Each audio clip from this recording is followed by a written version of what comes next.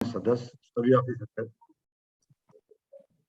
बहुत अच्छा एक सब्जेक्ट जीएसटी पर।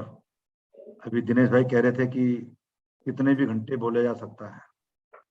मेरे हिसाब से जीएसटी का ऐसा कानून बनाया है सरकार ने, अगर उन्हीं से दोबारा कोई चीज बात पूछ लें तो हर बार वो अलग अलग जवाब देंगे।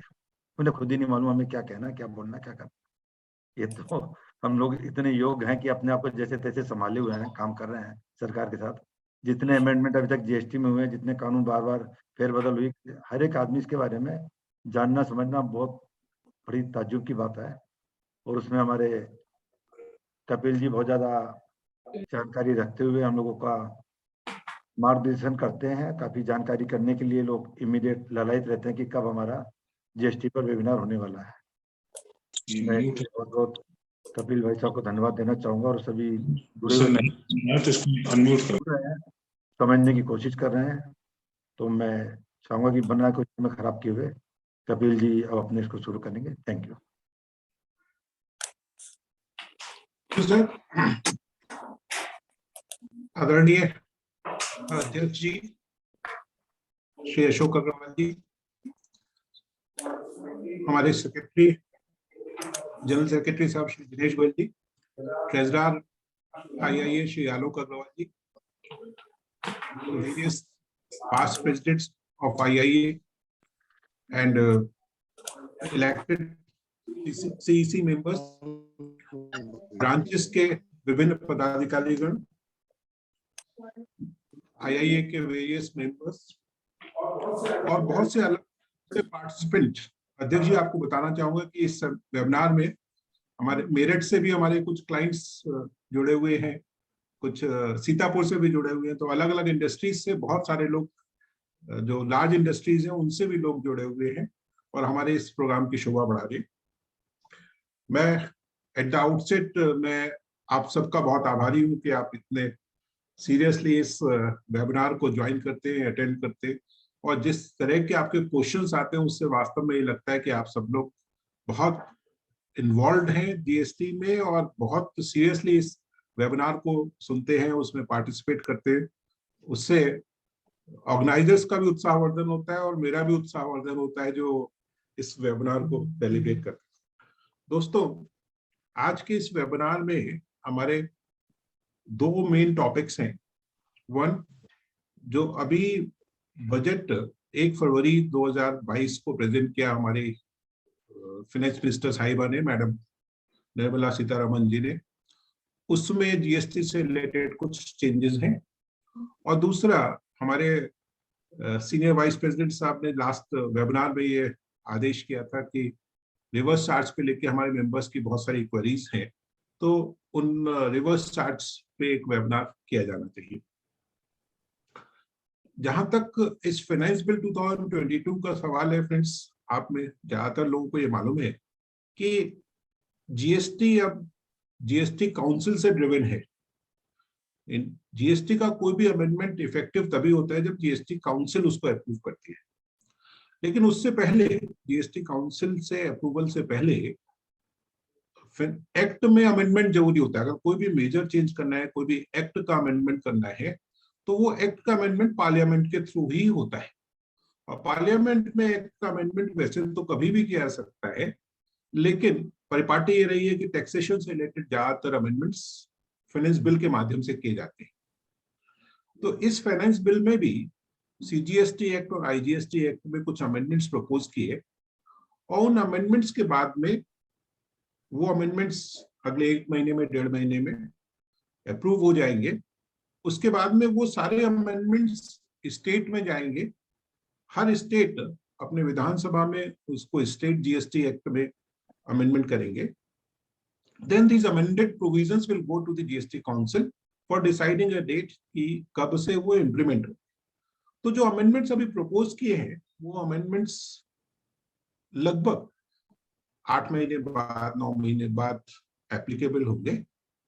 लेकिन हम सब लोगों को कुछ बहुत दूरगामी अमेंडमेंट्स किए हैं, और उन सब दूरगामी अमेंडमेंट्स को हम लोगों को सबको समझना बहुत आवश्यक है। तो मैं शुरू के 5 से 7 मिनट उन अमेंडमेंट्स के बारे में लूंगा। कि सबसे पहला अमेंडमेंट हमारे इनपुट टैक्स क्रेडिट के प्रोविजन में आया। दोस्तों, इनपुट टैक्स क्रेडिट को लेके हमारे सरकार बहुत कंसर्न्ड है। उनको ऐसा महसूस होता है कि दिस इनपुट टैक्स क्रेडिट में फेक क्रेडिट या गलत क्रेडिट बहुत ज्यादा लिया जा रहा है। दूसरा, सरकार का बहुत ज्यादा ये मंशा है या बहुत ज्यादा ये इंसिस्टेंस है कि हम रिसिपिएंट को क्रेडिट तभी दें जब सप्लायर ने उसका टैक्स पे कर दिया है। इसी बात को ध्यान में रखते हुए सेक्शन 16 में एक अमेंडमेंट किया है कि पिछली बार सेक्शन 16 में अमेंडमेंट किया था कि जो हमारे जीएसटीआर रिटर्न 2B में दिख रहा है, उस जीएसटीआर 2B के बेसिस पे ही आईटीसी ले सकते हैं, और ये बात इफेक्टिव हो गई 1 जनवरी 2022 से। अब 16(2) में एक और अमेंडमेंट किया कि गवर्नमेंट 2B में दिखने के बावजूद गवर्नमेंट कुछ केसेस में ये प्रिस्क्राइब कर सकती है कि इनका आईटीसी नहीं मिलेगा। वो प्रोविजंस कौन से हो सकते हैं? जैसे सप्लायर ने टैक्स पे नहीं किया है, 2B में तो दिख रहा है लेकिन सप्लायर ने टैक्स पे नहीं किया है, या कोई नया व्यापारी है जिसकी क्रेडिबिलिटी को लेके डाउट है तो उसके आईटीसी को लेके समय सीमाएं लगा सकते हैं कि इतने टाइम बाद मिलेगा, या किसी भी ट्रेड में ये लगा सकते हैं कि आईटीसी रेस्ट्रिक्टेड रहेगा। सपोजिंग किसी स्टेट पे सरकार ये चाहती है कि बिजनेस से मिनिमम 5% टैक्स तो कैश में आए ही, तो इस तरीके का रिस्ट्रिक्शन 2B के माध्यम से उसके पोर्टल पे लगा देंगे कि इससे ज्यादा आपको आईटीसी नहीं मिल सकता। अभी तो ये बेसिक चेंज है, इसको मतलब इनेबलिंग प्रोविजन है जिससे के माध्यम से गवर्नमेंट उसमें चेंज कर सकती है, लेकिन अल्टीमेटली इसका इम्पैक्ट कितना आएगा ये समय ही बताएगा। बट ये एक जो बेसिक कंसेप्ट है जीएसटी का, उससे एक मूवमेंट है। बेसिक कंसेप्ट है कि जितना हमने टैक्स पे किया है उसका हमको आईटीसी मिलना चाहिए, या आईटीसी का एक बेसिक कंसेप्ट है कि सीमलेस फ्लो ऑफ क्रेडिट। उस सीमलेस फ्लो ऑफ क्रेडिट में ये एक डिस्टर्बेंस तो है ही है। इसके अलावा फ्रेंड्स, एक अमेंडमेंट की 2-वे कम्युनिकेशन जो था, जब जीएसटी लॉ शुरू में आया था तब उसमें एक प्रोविजन दिया था कि जीएसटीआर 1, जीएसटीआर 2, जीएसटीआर 3 3 रिटर्न्स भरे जाएंगे। लेकिन शुरू से ही जीएसटीआर 1 तो भरा गया, पर जीएसटीआर 2 और जीएसटीआर 3 कभी भरा ही नहीं गया। जीएसटीआर 3 की जगह जीएसटीआर 3B दिया। सरकार का प्रयास रहा पिछले 5 साल में, 1 जुलाई 2017 से और जनवरी 2022 तक सरकार का प्रयास रहा कि किसी तरीके से 2 और 3 ले आए, बट जो मैकेनिज्म था वो कभी भी सक्सेसफुल नहीं हुआ। जीएसटीआर 2 कभी भी फाइल नहीं हुआ, जीएसटीआर 3 कभी भी फाइल नहीं हुआ, 3B ही फाइल होता रहा। तो अल्टीमेटली गवर्नमेंट हैज एक्सेप्टेड कि भाई ठीक है, हम जीएसटीआर 1 और जीएसटीआर 3B से ही काम चलाएंगे, और अब कानून में ही, लॉ में ही जीएसटीआर 2 और जीएसटीआर 3 जो एक 2-वे कम्युनिकेशन का सिस्टम था, उस 2-वे कम्युनिकेशन के प्रोपोज्ड सिस्टम को एबॉलिश कर दिया, और जो अभी चल रहा है जीएसटीआर 1 और जीएसटीआर 3B वो चलता रहेगा। दोस्तों, जीएसटीआर 1 जो कि हमारे आउटवर्ड सप्लाई की डिटेल्स है, ये डिटेल्स हैं कि हमारे कितना सप्लाई हमने किया है, इनवॉइस वाइज, पार्टी वाइज हमको डिटेल्स देनी होती है।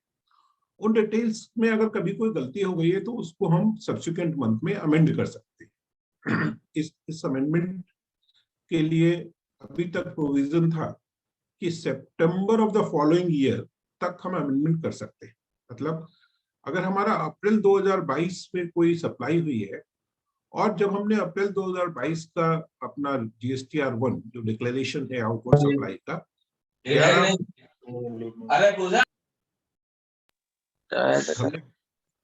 I will request all to mute. Premlata please सबको म्यूट कर दे, सर को छोड़ के, कपिल भाई साहब को और अध्यक्ष जी को छोड़ के। यस सर, कर दिया। तो हमने अगर अप्रैल 2022 का रिटर्न मई 2022 में फाइल किया, और उसके बाद में हमको ज्ञात हुआ कि इसमें कुछ गलती हो गई है, कोई जीएसटीएन गलत पड़ गया है, या सप्लायर या कस्टमर का नाम गलत पड़ गया है, या कोई डिटेल्स ऑफ सप्लाईज गलत हो गई है, तो उन सब का करेक्शन सब्सिक्वेंट जीएसटीआर के थ्रू हो सकता था। और उसके लिए टाइम था कि अगले साल की सितंबर तक, मतलब सितंबर 2023 तक हम इसको करेक्ट कर सकते थे। अब इस टाइम को थोड़ा सा बढ़ा दिया और 13 नवंबर 2023 तक हम इसको करेक्ट कर सकते हैं। 13 नवंबर 2023 हमारा पीरियड है जब अक्टूबर का रिटर्न होगा। तो शायद इसके पीछे मंशा ये है कि जब हम अक्टूबर में अपना एनुअल रिटर्न भरेंगे तब भी अगर कोई गलती सामने आ जाए तो उस अक्टूबर के एनुअल रिटर्न के बाद में हम इसको नवंबर 13 तारीख तक इसको करेक्ट कर दें। तो जो लोग 13 नवंबर फॉलोइंग ईयर की मतलब अक्टूबर अगले साल के अक्टूबर के GSTR1 रिटर्न तक में भी करेक्शन नहीं कर पाएंगे वो फिर आगे अपने GSTR1 को करेक्ट नहीं कर सकते और निश्चित रूप से ये एक दिक्कत होगी रिसिपिएंट को कि उसका ITC कैसे ले, क्योंकि फिर वो 2B में ठीक से ITC नहीं दिखेगा।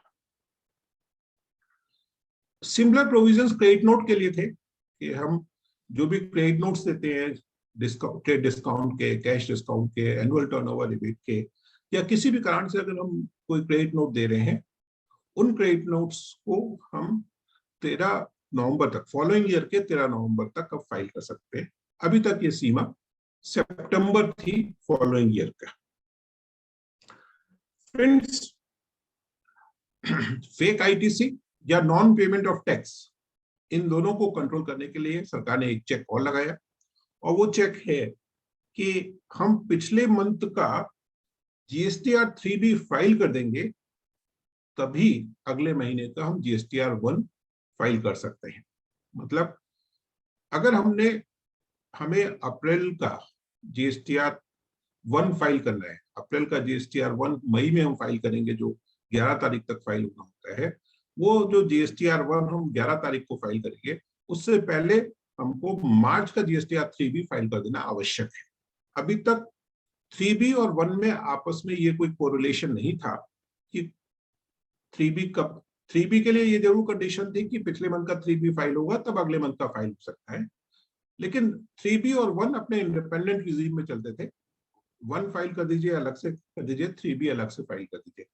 लेकिन अब धीरे धीरे करके इसमें कंट्रोल लाएं और अब कंट्रोल में ये है कि पहले GSTR1 फाइल कीजिए, फिर GSTR 3B फाइल करिए और जब तक इस ऑर्डर में नहीं फाइल करेंगे तो लगातार आप 2 रिटर्न एक साथ नहीं फाइल कर सकते 3B के जब तक कि 1 नहीं फाइल किया है, या सिमिलरली 1 फाइल करने के बाद में 3B फाइल करना आवश्यक है जिससे कि अगला GSTR1 फाइल करें।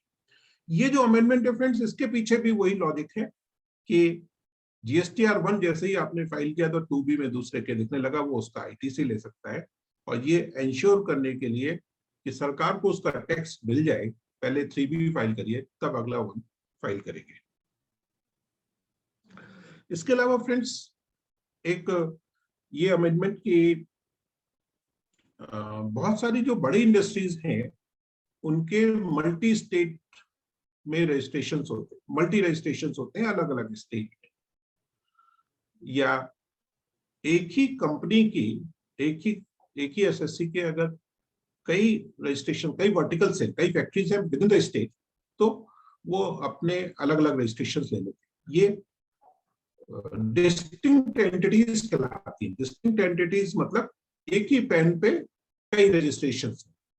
तो ऐसे केसेस में कई बार ये हो जाता है कि हमारा कैश बैलेंस जो इलेक्ट्रॉनिक कैश लेजर है, वो कैश लेजर में एक जगह तो यूपी में तो बैलेंस है लेकिन उत्तराखंड में बैलेंस नहीं है, या उत्तराखंड में बैलेंस है पर महाराष्ट्र के कैश लेजर में बैलेंस नहीं है। तो लोगों को मजबूरन ये करना पड़ता है कि उस कैश बैलेंस को पूरा करने के लिए या उस रिक्वायरमेंट को पूरा करने के लिए महाराष्ट्र के कैश लेजर में टैक्स जमा करें और जबकि उत्तराखंड के कैश लेजर में टैक्स खड़ा हुआ है। तो इस दिक्कत को दूर करने के लिए सरकार ने एक फैसिलिटी ये दी कि आप एक कैश लेजर से, एक डिस्टिंक्ट एंटिटी के एक कैश लेजर से दूसरे कैश लेजर में अपना कैश बैलेंस ट्रांसफर कर सकते हैं। फ्रेंड्स, काइंडली नोट, ये जो प्रोविजन है, ये प्रोविजन कैश लेजर के बैलेंसेस को ट्रांसफर करने के लिए है।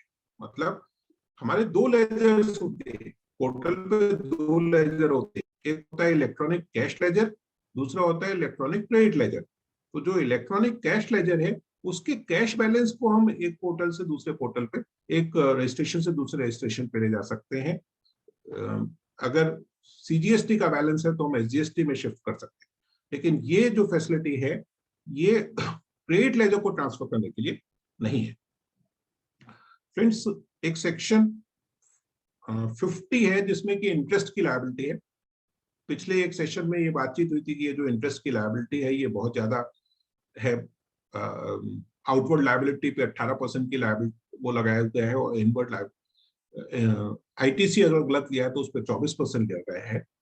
तो इस बजट से एक चेंज प्रपोज्ड है कि अगर आईटीसी को गलत लिया गया है या और गलत यूटिलाइज किया तभी उस पर इंटरेस्ट पे होना है। मतलब पहले क्या था कि अगर आईटीसी गलत ले लिया तो भी डिपार्टमेंट उस पर 24% इंटरेस्ट मांगता था। अब ये प्रोविजन दिया कि केवल आईटीसी गलत ले लेने से ही इंटरेस्ट नहीं पड़ेगा।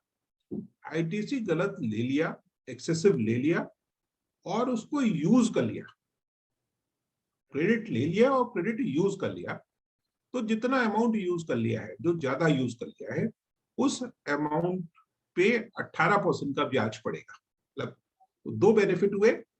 वन कि जो क्रेडिट ले लिया केवल उस पे नहीं है, जब तक लिए हुए क्रेडिट को यूज नहीं करेंगे तब तक इंटरेस्ट नहीं देना पड़ेगा।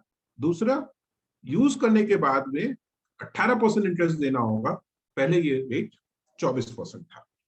तो फ्रेंड्स, ये कुछ चेंजेस थे थोड़े से जो सबके इंटरेस्ट के थे, एंड आई थॉट कि अब इसको हम लोग आज 5 मिनट 10 मिनट लगा के इसको डिस्कस कर लें।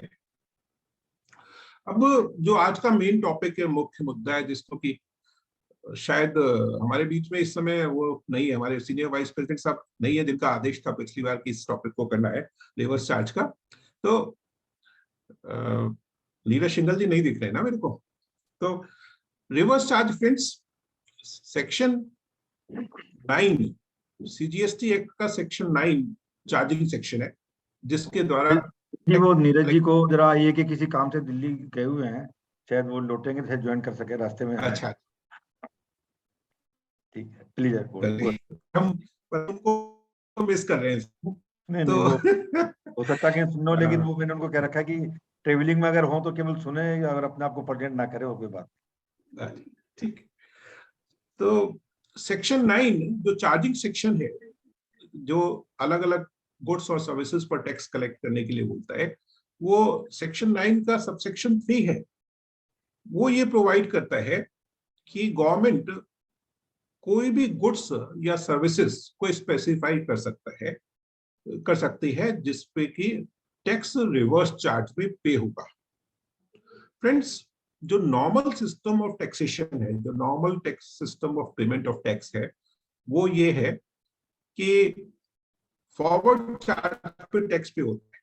जो गुड्स सप्लाई कर रहा है उसको टैक्स पे करना है, जो सर्विसेज सप्लाई कर रहा है, जो सर्विसेज प्रोवाइड कर रहा है, उसको टैक्स पे करना है। लेकिन रिवर्स चार्ज उसका उल्टा है कि रिसिपिएंट ऑफ गुड्स या रिसिपिएंट ऑफ सर्विस को टैक्स पे करना है। तो सरकार ने 22 ऐसी सर्विसेज स्पेसिफाई करी हुई हैं जिन सर्विसेज पे रिसिपिएंट ऑफ सर्विस को टैक्स पे करना है। ये सारी सर्विसेज, हमारा एक नोटिफिकेशन है 8/2017, उसमें स्पेसिफाइड है। ऐसे ही एक सेक्शन 9(4) है। 9(4) जब आया था तब था कि हम अगर अनरजिस्टर्ड पर्सन से कुछ भी गुड्स खरीदते हैं या सर्विसेज खरीदते हैं, तो उस अनरजिस्टर्ड पर्सन से जो भी हम परचेज करेंगे उस पर हमको रिवर्स चार्ज में टैक्स देना होगा। लेकिन ये वाला प्रोविजन फ्रेंड्स अक्टूबर 2017 से विड्रॉ हो गया था।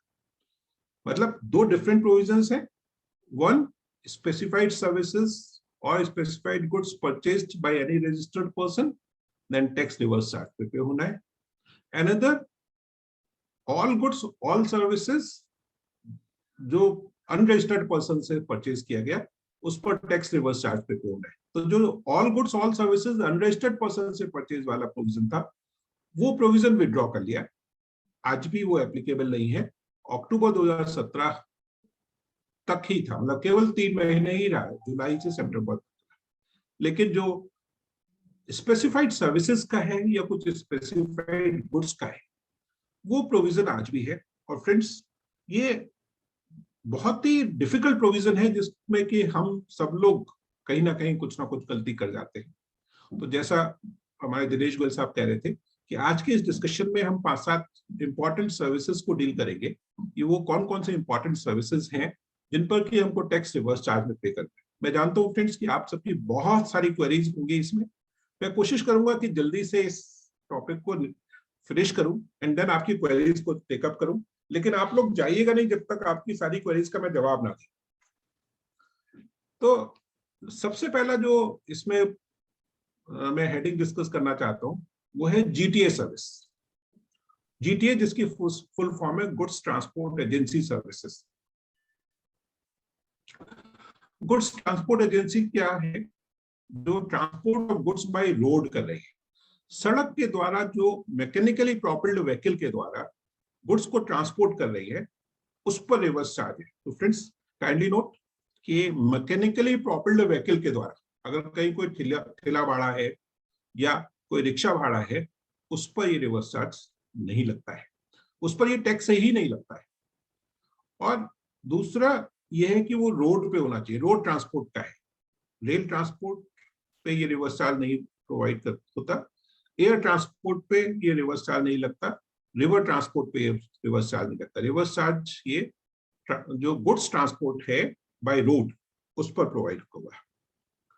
फ्रेंड्स रिवर्स चार्ज एक कलेक्शन मैकेनिज्म है।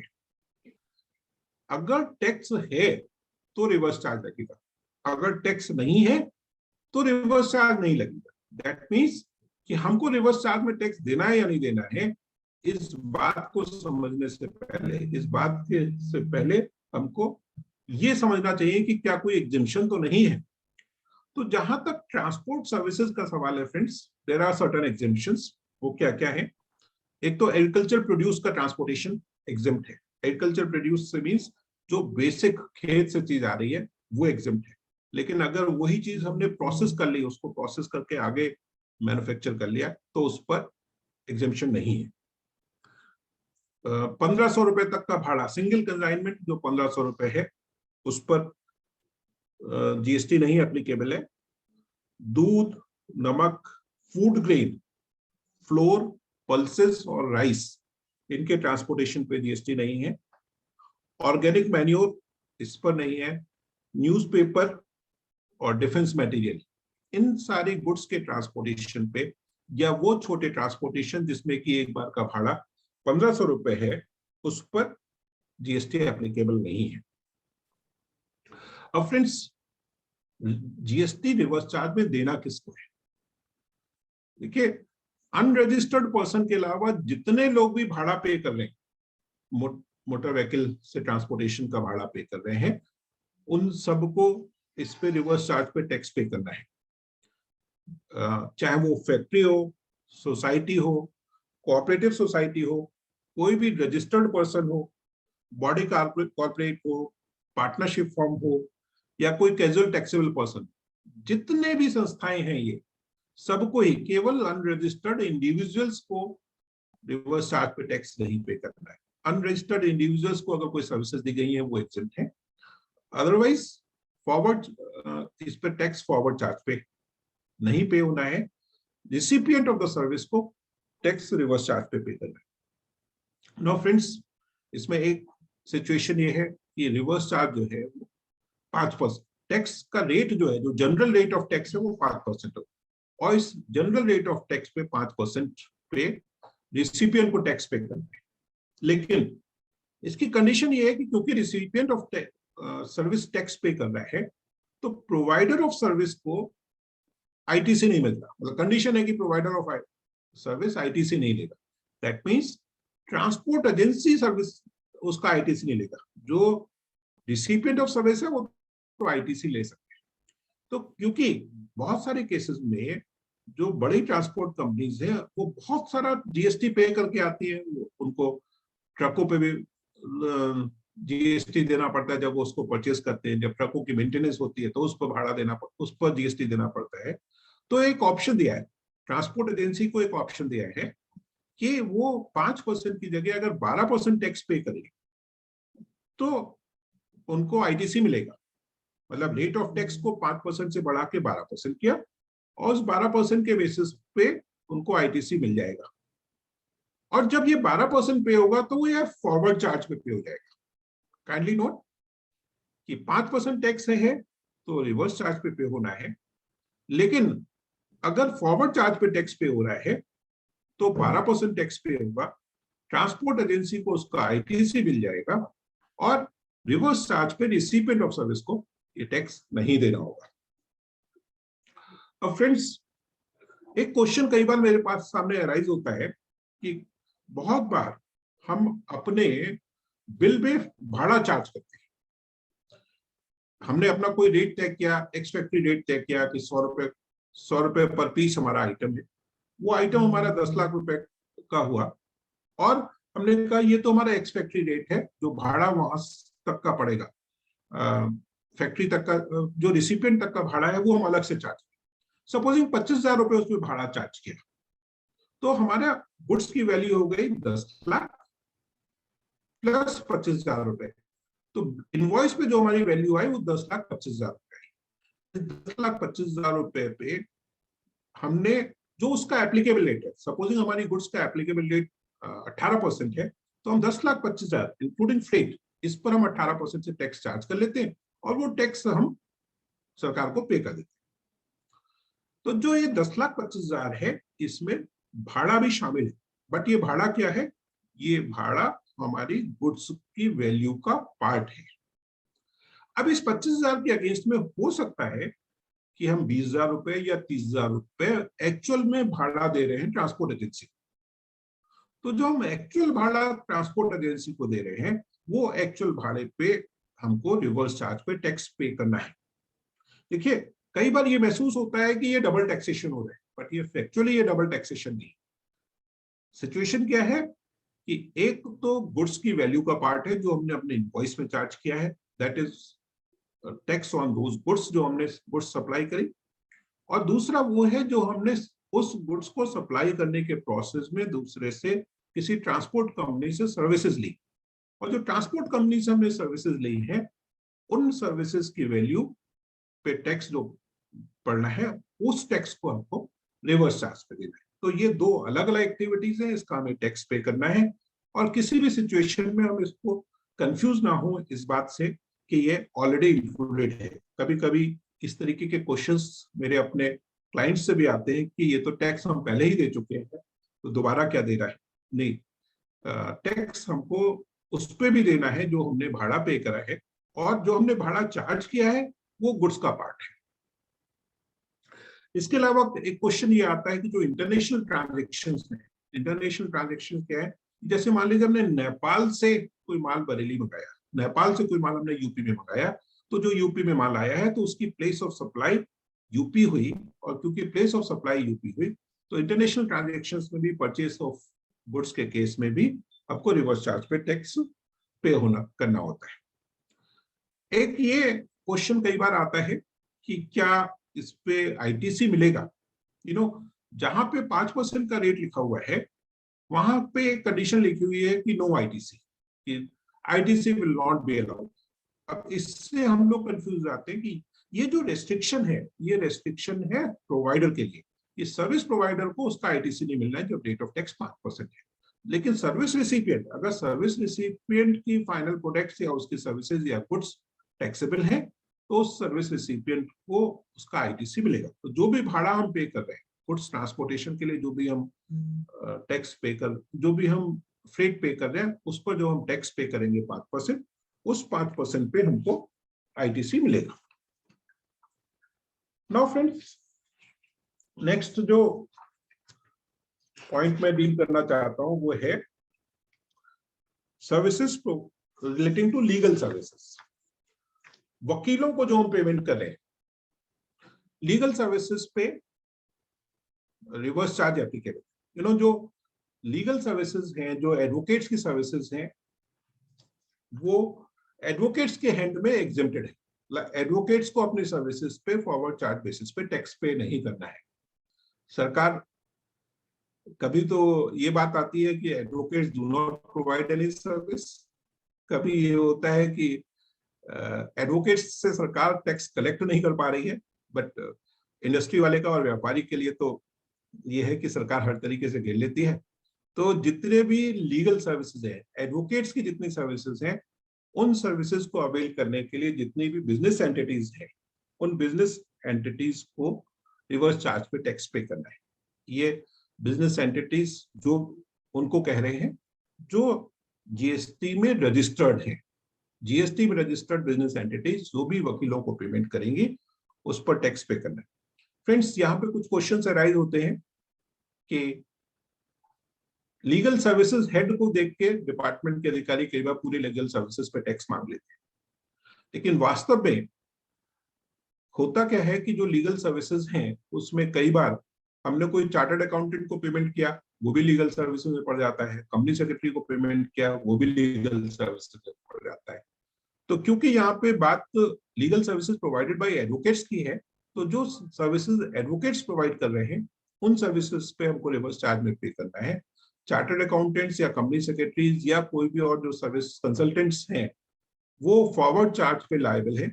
उनको अपने, अगर वो रजिस्टर्ड है, उनकी सर्विसेज की वैल्यू 20 लाख से ऊपर है, तो वो अपने बिल्स में इंडिपेंडेंटली फॉरवर्ड चार्ज बेसिस पे चार्ज करेंगे और उसको सर्विस रिसीवर रियम्बर्स करेगा। इसके अलावा कई बार लीगल एक्सपेंसेस के हेड में स्टैंप ड्यूटी का खर्चा पड़ जाता है या ट्रैवलिंग का खर्चा पड़ जाता है कि कोई वकील ने ट्रैवल किया, केस जाके आर्ग्यू करा, उसका हमने टिकट अरेंज कराया तो वो लीगल में पड़ गया, स्टैंप का खर्चा पड़ गया, या कुछ मिसलिनियस खर्चे पड़ गए कि भाई कोर्ट गए थे, कोर्ट के कुछ मिसलिनियस खर्चे थे। ये सारे पेमेंट्स क्योंकि वकील की सर्विसेज से रिलेटेड नहीं है, एडवोकेट की सर्विसेज से रिलेटेड नहीं है, इसलिए इन पर रिवर्स चार्ज पे टैक्स पेएबल नहीं है। नाउ फ्रेंड्स, इन सबका जीएसटी लॉ में सबका ऑडिट होना है, तो ऑडिट में कन्वीनियंस रहे, हम ऑडिटर्स को प्रॉपरली चेक करा पाए, उसके लिए मेरा सजेशन हमेशा ये रहता है कि आप 2 अकाउंट अलग अलग बनाइए। एक तो लीगल सर्विसेज हेड में वो वाला अकाउंट जिसमें कि एडवोकेट्स को पेमेंट किया है, डायरेक्टली जो एडवोकेट को पेमेंट किया जिसपे कि हमको रिवर्स चार्ज में टैक्स पे करना है, एक तो वो अकाउंट बनाइए।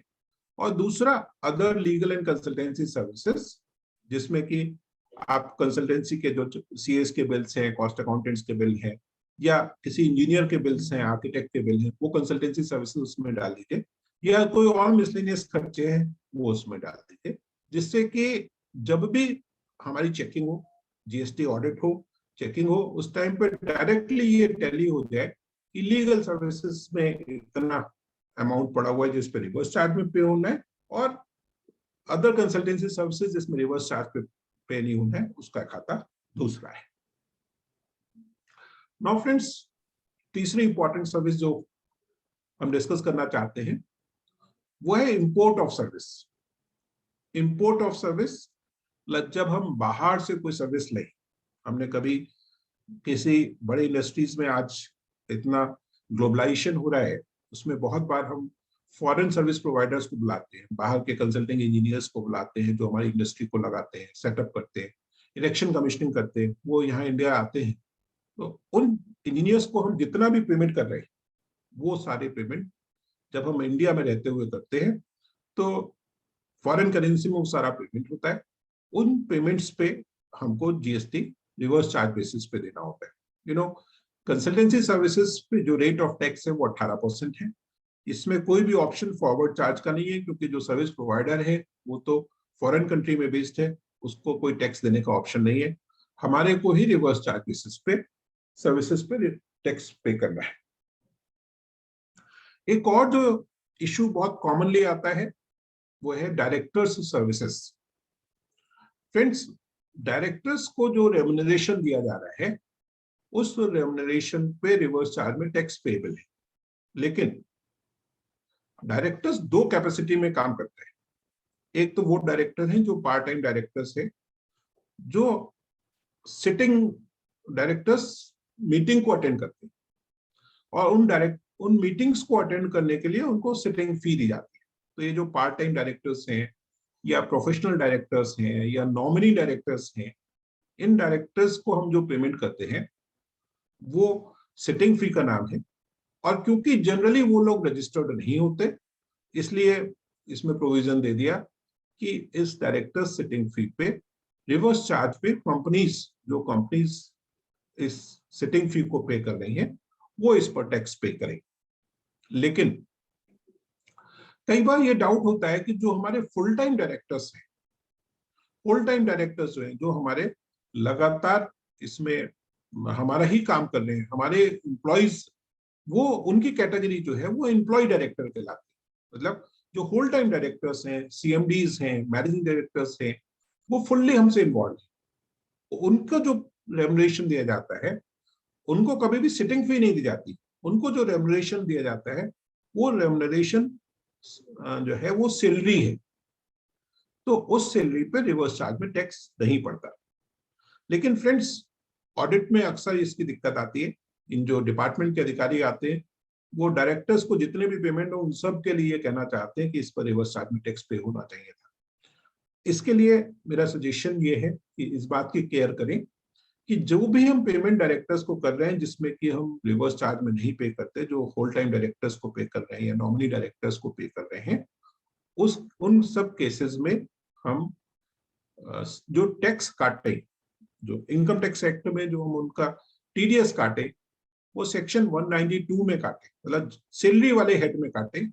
हम उसको 194 जे में या 194 एच में ना काटे, मतलब किसी और हेड में ना काट के सैलरी वाले हेड में ही काटे, जिससे कि हमारे एक्शंस से भी ये प्रूव हो जाए कि it is really the tax on, it is really the salary which is being paid, it is not any remuneration और इट इज नॉट सिटिंग। इसके अलावा फ्रेंड्स, कई बार हम अपने डायरेक्टर्स को, जो प्रोमोटर डायरेक्टर्स हैं या जो बहुत हाईली क्वालिफाइड डायरेक्टर्स हैं, उनको हम कई बार कमीशन देते हैं, मतलब वर्ड कमीशन यूज करते हैं, and this commission is linked to the turnover. कई बार वो टर्नओवर से लिंक्ड होता है, कई बार वो उससे प्रॉफिट से लिंक्ड होता है कि 1% और 2% ऑफ द प्रॉफिट। तो ये जो कमीशन है फ्रेंड्स, इसको हम कमीशन तो कह रहे हैं बिकॉज ये प्रॉफिट से लिंक्ड है या टर्नओवर से लिंक्ड है, बट जो बेसिक नेचर है, जो बेसिक एग्रीमेंट है विद द डायरेक्टर, जो होल टाइम डायरेक्टर है, वो एम्प्लॉयर एम्प्लॉय रिलेशनशिप का ही है। तो हम कंप्यूटेशन पर्पस के लिए जरूर ये कह रहे हैं कि वो 1% है, या नाम हमने जरूर उसको कमीशन दिया हुआ है, बट उस पे भी हम सेक्शन 192 में टीडीएस काटें, उस पे भी हम 194H के कमीशन के हेड में टैक्स ना, टीडीएस ना काटें। और जब हम 192 में उसका टीडीएस काटेंगे तो उस पर हमारे को कोई दिक्कत नहीं होगी। अब फ्रेंड्स, एक जो बहुत important part last time discuss हो रहा था, वो था लॉन्ग टर्म लीज का। हमारे नोएडा से कुछ फ्रेंड्स जुड़े हुए थे जो बात कर रहे थे कि Noida authority long term lease दे रही है, उस पर टीडीएस, उस पर रिवर्स चार्ज के टैक्स की बात कर रही है। और इसके अलावा एक क्वेश्चन उठ रहा था कि जो हम इंडस्ट्रियल प्लॉट्स ले रहे हैं यूपीएसआईडीसी से, उन इंडस्ट्रियल प्लॉट्स पे टैक्स का क्या प्रोविजन। फ्रेंड्स, हम रिवर्स चार्ज को डिस्कस करें उससे पहले ये समझें कि एग्जेम्पशंस क्या क्या है। देखिए, जो यूपीएसआईडीसी इंडस्ट्रियल प्लॉट्स देती है, उसमें जो वन टाइम फीस ले रही है, यूपीएसआईडीसी जो इंडस्ट्रियल प्लॉट्स दे रही है और उस पर वन टाइम चार्जेस ले रही है, वो वन टाइम चार्जेस कुछ भी हो सकते हैं। उसको आप अपफ्रंट फी भी कह सकते हैं, उसको आप सलामी भी कह सकते हैं, उसको आप कोई भी और नाम दे सकते हैं। तो वो जितने भी अमाउंट्स हैं, उन अमाउंट्स पे जीएसटी एप्लीकेबल नहीं है, जीएसटी एग्जेम्प्ट है। ये बात है यूपीएसआईडीसी की, कि यूपीएसआईडीसी जो भी इंडस्ट्रियल प्लॉट्स हमको दे रही है, उन इंडस्ट्रियल प्लॉट्स पे टैक्स की एप्लीकेबिलिटी नहीं है। और क्योंकि टैक्स की एप्लीकेबिलिटी नहीं है, इसलिए रिवर्स चार्ज का क्वेश्चन नहीं होता। दूसरा है कि यूपीएसआईडीसी जो पीरियोडिकल रेंट लेती है, मंथली रेंट जो हमसे कलेक्ट करती है, वो जो मंथली रेंट हमसे कलेक्ट करती है, उस मंथली रेंट पर टैक्स एप्लीकेबल है, लेकिन वो टैक्स फॉरवर्ड चार्ज बेसिस पे। फॉरवर्ड चार्ज बेसिस से मतलब कि यूपीएसआईडीसी को वो टैक्स पे करना है, यूपीएसआईडीसी को वो टैक्स हमसे चार्ज करना है, हम उसको पे करेंगे, हमें उसका आईटीसी मिलेगा। नेक्स्ट है कि जैसे नोएडा अथॉरिटी है, नोएडा अथॉरिटी दो तरीके के सर्विसेज, कुछ क्वेश्चंस अराइज हो रहे हैं, I will take it up little later. Chat में एक क्वेश्चन आया हुआ है, गोयल साहब चैट के क्वेश्चंस को जरा ध्यान रखिएगा, फिर विल टेक इट अप। तो नोएडा अथॉरिटी दो तरीके के प्लॉट्स देती है, एक वो इंडस्ट्रियल प्लॉट्स दे रही है, इंडस्ट्रियल प्लॉट्स पे रिवर्स चार्ज में टैक्स नहीं लगेगा। दूसरा वो प्लॉट देती है जो प्रोमोटर्स को देती है, बिल्डर्स को देती है। नोएडा में बिल्डर्स को जो प्लॉट दिए जा रहे हैं उसकी बहुत इंपॉर्टेंस है। तो बिल्डर्स को जो प्लॉट दिए जा रहे हैं वो दो तरीके के हैं। एक वो प्लॉट है जिसमें रेजिडेंशियल कंस्ट्रक्शन होना है, दूसरे वो प्लॉट हैं जिनमें कॉमर्शियल कंस्ट्रक्शन होना है। तो जिनमें कॉमर्शियल कंस्ट्रक्शन होना है उन सारे प्लॉट्स में जो नोएडा अथॉरिटी दे रही है, उन सारे प्लॉट्स पे रिवर्स चार्ज पे टैक्स पेएबल है।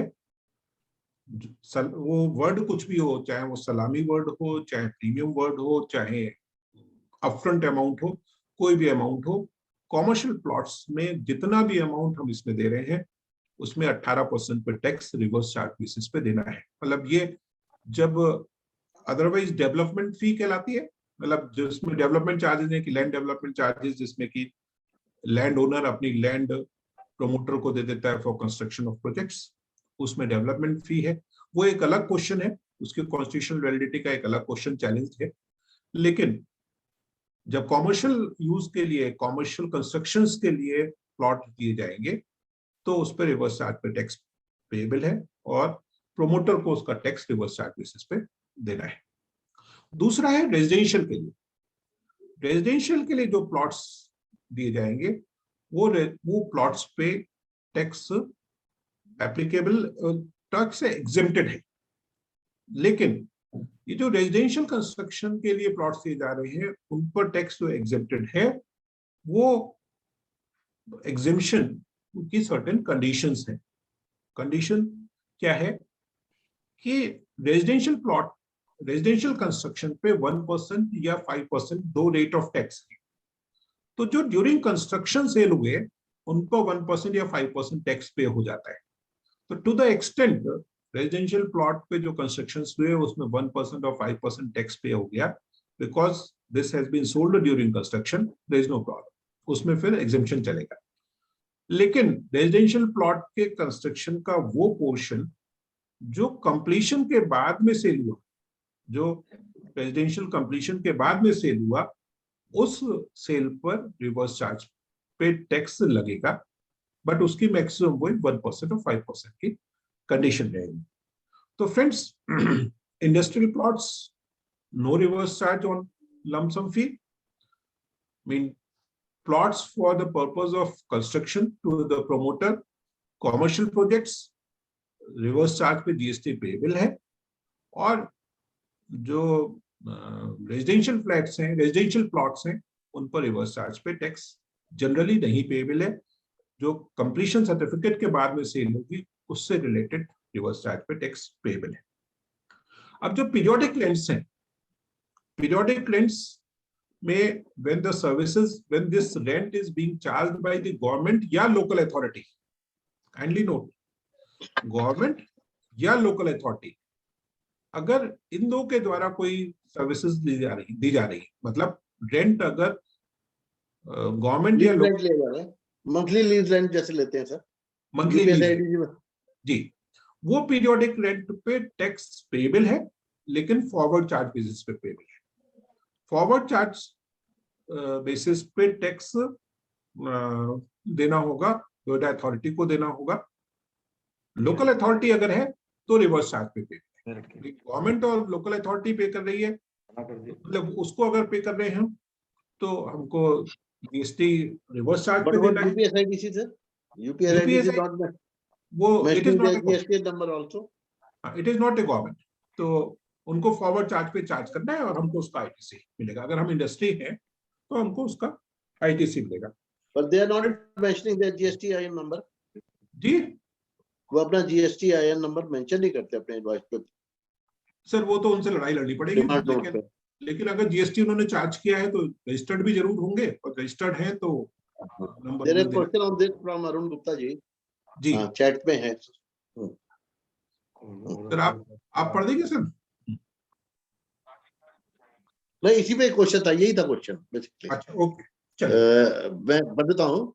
उनका क्वेश्चन ये था, UP SIDC is not issuing GST bills and are not appearing in 2A, and regarding lease rent paid to UPSID, how we can take ITC, because UPSID is not issuing on demand note and not an issuing on demand note but not an invoice, and they are not mentioning their GST IN number. मैंने Sorry, sir. Bareilly के reference में कहीं पे media में ये पढ़ा था कि इनसे यूपीएसआईडीसी के अधिकारियों से हमारे आईआई के लोग मिले थे और तब उन्होंने ये कहा था कि रजिस्ट्रेशन नंबर हम पे है और हम अपने बिल देंगे और उसको हम चार्ज करेंगे and this will appear in 2B।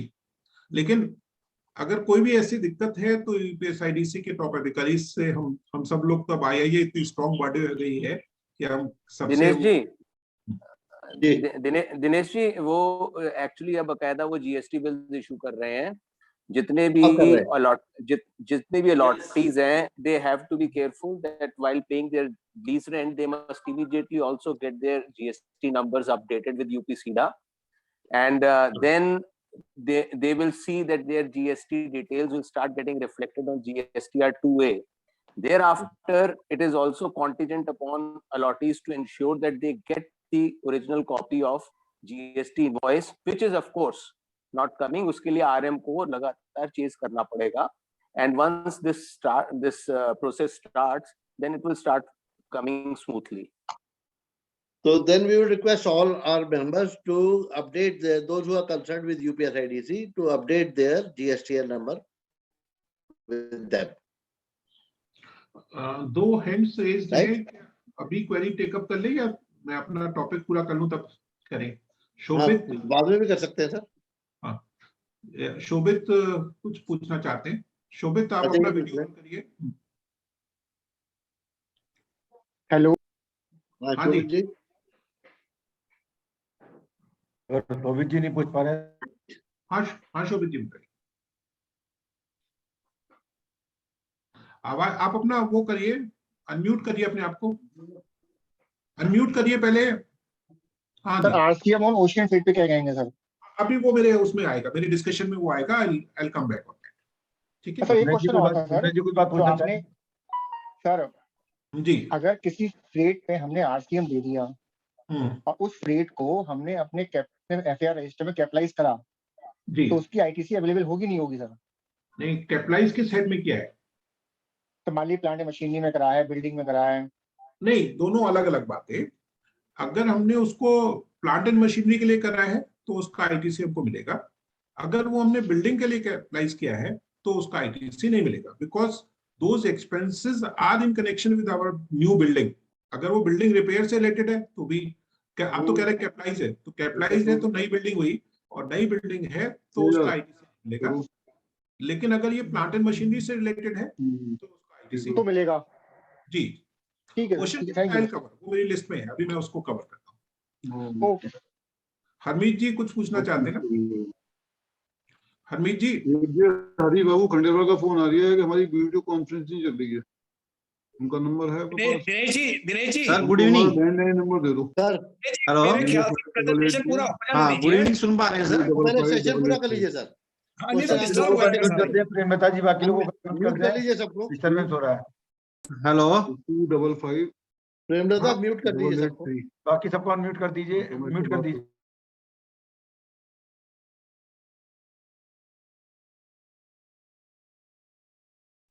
Kapil वैश्य जी को खोल दीजिए प्लीज। कपिल जी आप अनम्यूट कर लीजिए अपने। हेलो, हाँ सॉरी, मैं भी इस प्रोसेस में म्यूट हो गया। एक जो नेक्स्ट सर्विसेज है वो है सिक्योरिटी सर्विसेज। तो फ्रेंड्स, सिक्योरिटी सर्विसेज मतलब supply of personnels. Hello, supply. Harmeet ji बात थोड़ा रुक के। तो सिक्योरिटी सर्विसेज, जब services provided by way of supply of security personnel, मतलब जो हम सिक्योरिटी गार्ड्स लेते हैं अपनी फैक्ट्रीज के लिए, रेजिडेंसेस के लिए या अपनी प्रॉपर्टीज की सेफ्टी के लिए जो सिक्योरिटी गार्ड्स लेते हैं, उनकी सर्विसेज रिवर्स चार्ज पे है। रिवर्स चार्ज कब लगेगा? when the services are being provided by non body corporate, मतलब अगर security agency non body corporate है तब रिवर्स चार्ज लगेगा। सिक्योरिटी एजेंसी अगर बॉडी कॉर्पोरेट है तो रिवर्स चार्ज नहीं लगेगा।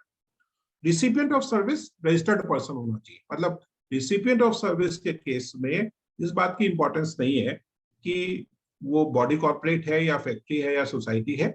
अगर वो रजिस्टर्ड पर्सन है, जीएसटी में रजिस्टर्ड है, तो उसको रिवर्स चार्ज बेसिस पे टैक्स पे करना है। टैक्स का रेट हमारा 18% है। 18% रेट पे जीएसटी रिवर्स चार्ज बेसिस पे रिसिपिएंट ऑफ सर्विस को पे करना है। एक और जो बहुत इंपॉर्टेंट है, जो बहुत कॉमन है, वो है रेंटिंग ऑफ मोटर व्हीकल। हम जो मोटर कार लेते हैं, मोटर कार कौन सी? जो पैसेंजर्स के ड्राइविंग के लिए, पैसेंजर्स के ड्राइविंग के लिए जो हमारी मोटर कार्स हैं, उन मोटर कार्स को जब हम किराए पर लेते हैं तो उस पे रिवर्स चार्ज बेसिस पे टैक्स पेएबल है। ये motor car as defined under motor vehicles act और पैसेंजर्स के ले जाने के लिए होना चाहिए। कंडीशन ये है कि उसमें भी फ्यूल रिसिपिएंट जो उसके चार्जेस हैं उसमें वो फ्यूल शामिल है। मोटर व्हीकल के चार्जेस में जो रेंटिंग ऑफ मोटर व्हीकल के चार्जेस हैं, उन चार्जेस में फ्यूल शामिल है तो रिवर्स चार्ज पे टैक्स पेएबल है। टैक्स का रेट 5% है।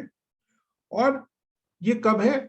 जब service provider body corporate, recipient अगर बॉडी कॉर्पोरेट है तभी टैक्स रिवर्स चार्ज बेसिस पे पे करना है। दैट मीन्स कि अदर देन बॉडी कॉर्पोरेट, अगर रिसिपिएंट का कॉन्स्टिट्यूशन पार्टनरशिप फॉर्म है, सोसाइटी है या इंडिविजुअल्स हैं, प्रोप्राइटरशिप है, तो उन केसेस में रिवर्स चार्ज पे मोटर कार हायर करने के लिए टैक्स नहीं पे करना है।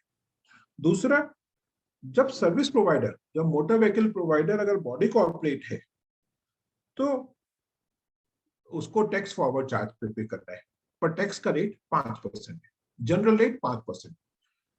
लेकिन एक ऑप्शन है कि अगर service provider forward charge basis पे पे कर रहा है और 12% चार्ज करता है तो उसको आईटीसी मिल जाएगा।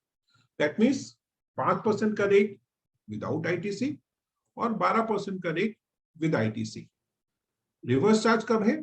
when the services are being provided by non-body corporate to body corporate. Service provider non body corporate है और सर्विस रिसीवर बॉडी कॉर्पोरेट है, तो उस केस में रिवर्स चार्ज बेसिस पे टैक्स पे होना है। अब ocean freight, ocean freight friends क्या है कि जब जो भाड़ा ओशन पे मूवमेंट ऑफ गुड्स का है, that is known as ocean freight. Transport of goods by sea, that is ocean freight. Ocean freight दो तरह से हो सकता है। वन, जिसमें कि शिपिंग लाइन, फ्रेट कौन चार्ज करता है? Shipping line. Shipping line when Indian shore से आउटसाइड इंडिया ले जाती है, then it is export of service. वो एक्सपोर्ट ऑफ सर्विस एग्जेम्प्ट है। जब इंडियन शिपिंग लाइन बाहर से इंडिया में लाती है तो वो टैक्सेबल है, लेकिन वो सर्विसेज किसको प्रोवाइड कर रही है? जब इंडियन वो क्योंकि टैक्सेबल है, इंडिया में बेस्ड है, तो उनको फॉरवर्ड चार्ज बेसिस पे टैक्स पे करना होता है। अब जो दिक्कत है, जो इश्यू है, वो उस ओशन फ्रेट का है जिसमें कि हम सीआईएफ बेसिस पे परचेज कर रहे हैं, कॉस्ट इंश्योरेंस फ्रेट, इस बेसिस पे हम परचेज कर रहे हैं। हमारे को माल इंडियन पोर्ट तक पहुंचता हुआ मिल रहा है और इंडियन पोर्ट तक पहुंचता हुआ माल मिल रहा है, तो उस केस में अगर फॉरेन सप्लायर ने फॉरेन शिपिंग लाइन से कांटेक्ट किया, फॉरेन सप्लायर ने फॉरेन शिपिंग लाइन से कांटेक्ट किया और उस फॉरेन शिपिंग लाइन में इंडिया में दिया, तो फॉरेन शिपिंग लाइन को पेमेंट तो किया फॉरेन सप्लायर ने और माल उसका इंडिया में आया, तो उस ऐसी सिचुएशंस में एक्ट ये प्रोवाइड करता है, जो हमारा नोटिफिकेशन है वो ये प्रोवाइड करता है कि रिसिपिएंट ऑफ सर्विस इस केस में जो इंडिया में इंपोर्टर है उसको मान लिया जाएगा। देखिए, हायर किसने किया? फॉरेन सप्लायर ने। सर्विसेज किसने दी? फॉरेन शिपिंग लाइन ने। पेमेंट किसने किया? फॉरेन सप्लायर ने किया। लेकिन इंपोर्टर को रिसिपिएंट ऑफ सर्विस मान लिया, और रिसिपिएंट ऑफ उस इंपोर्टर पर एक्ट ये कहता है, हमारा नोटिफिकेशन ये कहता है कि इस इंपोर्टर को 5% टैक्स रिवर्स चार्ज बेसिस पे देना है। फ्रेंड्स, यहाँ जो नोटिफिकेशन है इसमें एक बहुत बड़ी एनामोली है। वो एनामोली क्या है कि एक्ट हमारा कहता है कि रिसिपिएंट ऑफ सर्विस वो होगा जिसने कंसिडरेशन पे किया, और यहाँ पे कंसिडरेशन हमने पे ही नहीं किया है। कंसिडरेशन इंडियन इंपोर्टर ने पे ही नहीं किया है, इन फॉरेन शिपिंग लाइन को हमने पेमेंट नहीं किया है। तो एक्ट और नोटिफिकेशन में कॉन्ट्राडिक्शन है, और जब भी एक्ट और नोटिफिकेशन में कॉन्ट्राडिक्शन होगा तो एक्ट प्रिवेल करेगा।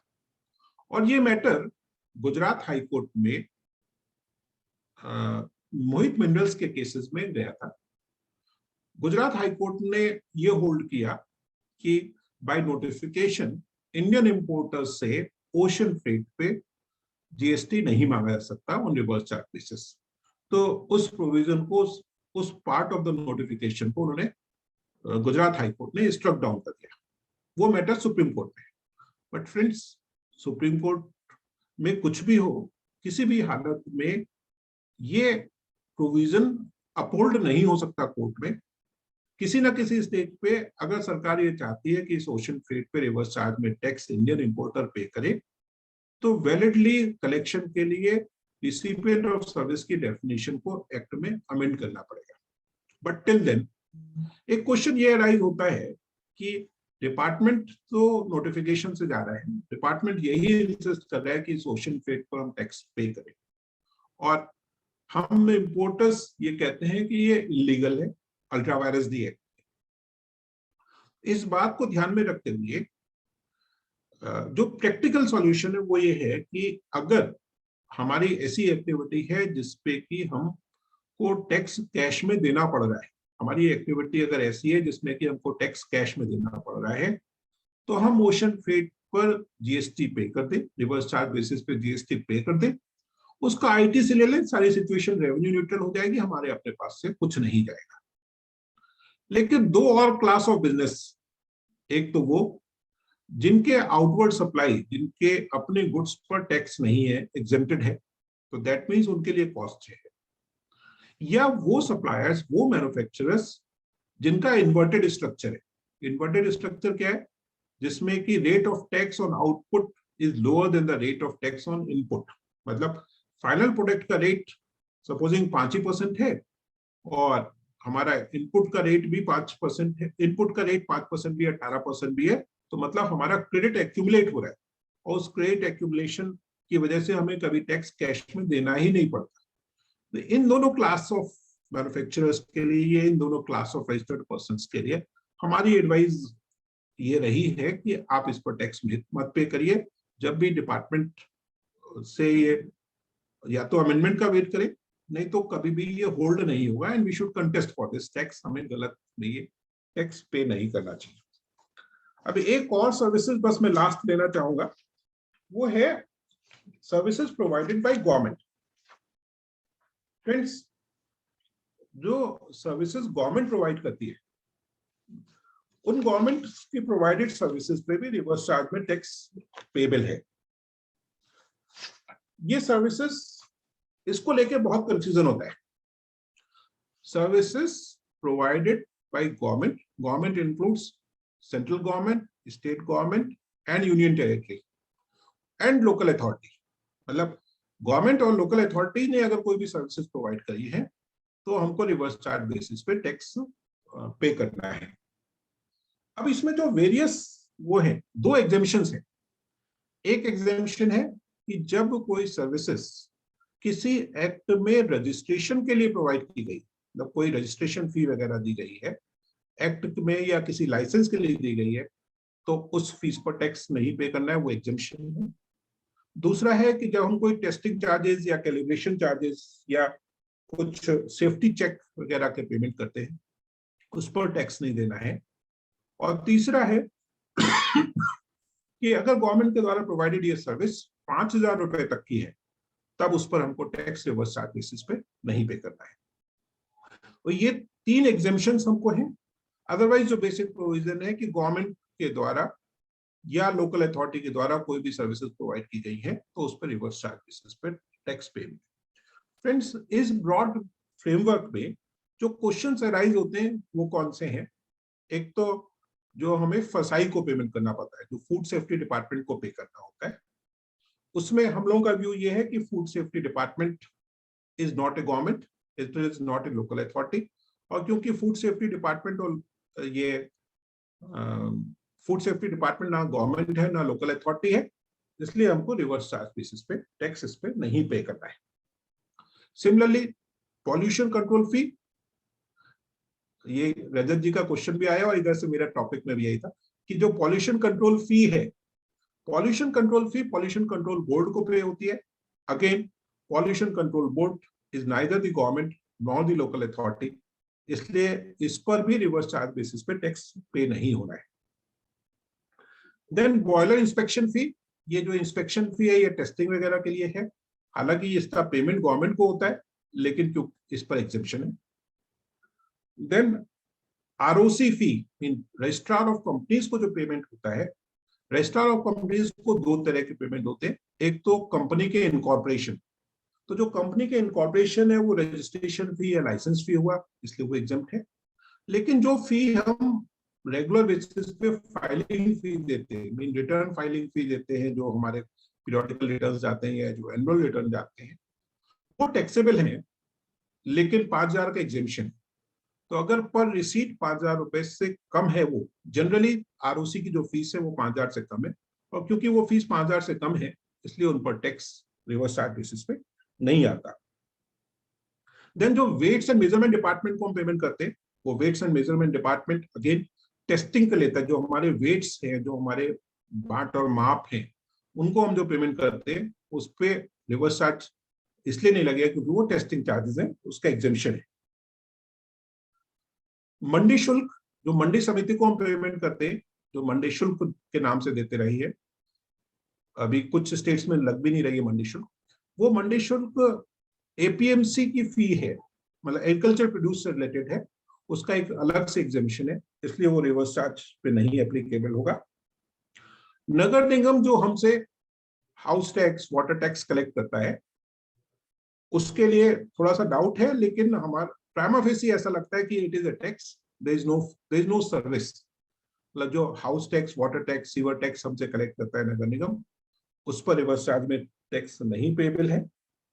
ऐसे जो फैक्ट्री लाइसेंस की फीस हम देते हैं या फैक्ट्री लाइसेंस की रिन्यूअल की फीस देते हैं, उस पर भी क्योंकि वो लाइसेंस फी है, उस पर रिवर्स चार्ज में नहीं लगता।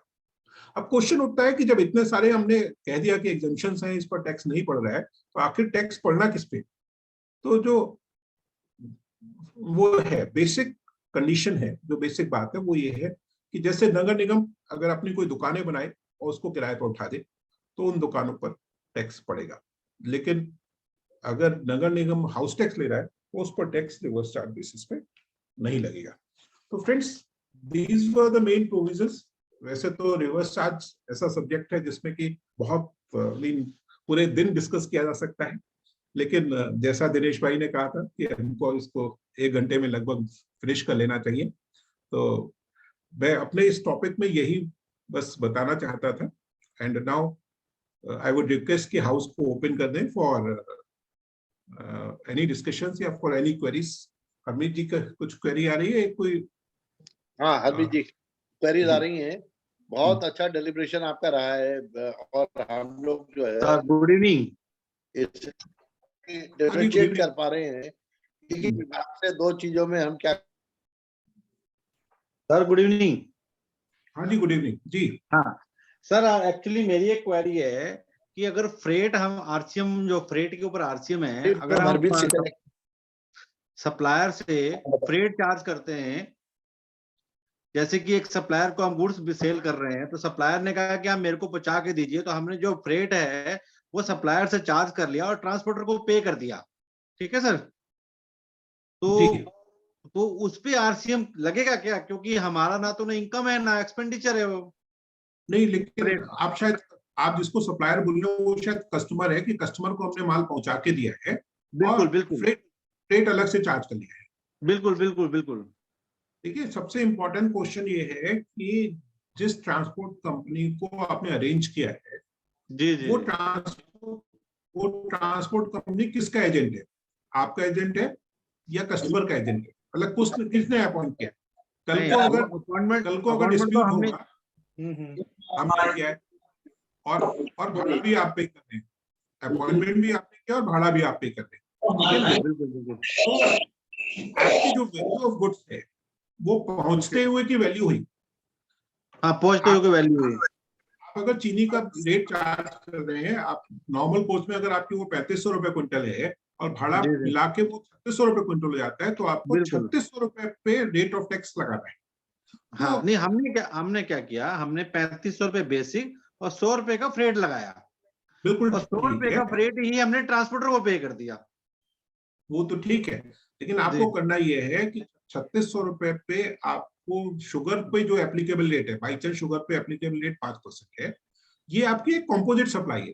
प्रिंसिपल बिल्कुल बिल्कुल सप्लाई बिल्कुल सप्लाई बिल्कुल बिल्कुल। Principal supply of sugar hmm and freight is a subsidiary supply of it. तो इस कॉम्पोजिट सप्लाई में जो प्रिंसिपल सप्लाई का रेट है, आपने 3600 रुपए चार्ज किए, 3600 रुपए पे आपको जीएसटी पे करना है आउटवर्ड सप्लाई। हाँ, ठीक है ठीक है।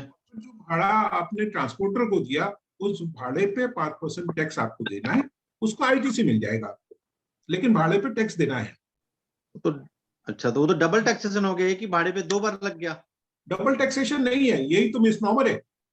डबल टैक्सेशन इसलिए नहीं है क्योंकि पहला वाला जो आपने भाड़ा अलग से दिखाया है वो आपकी चीनी की वैल्यू का पार्ट है।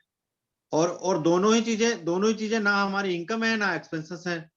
वो ठीक है, लेकिन लॉ तो ऐसे ही RCM है। लगता है कि ये हाँ, नहीं, डबल टैक्सेशन, लेकिन ये डबल नहीं है।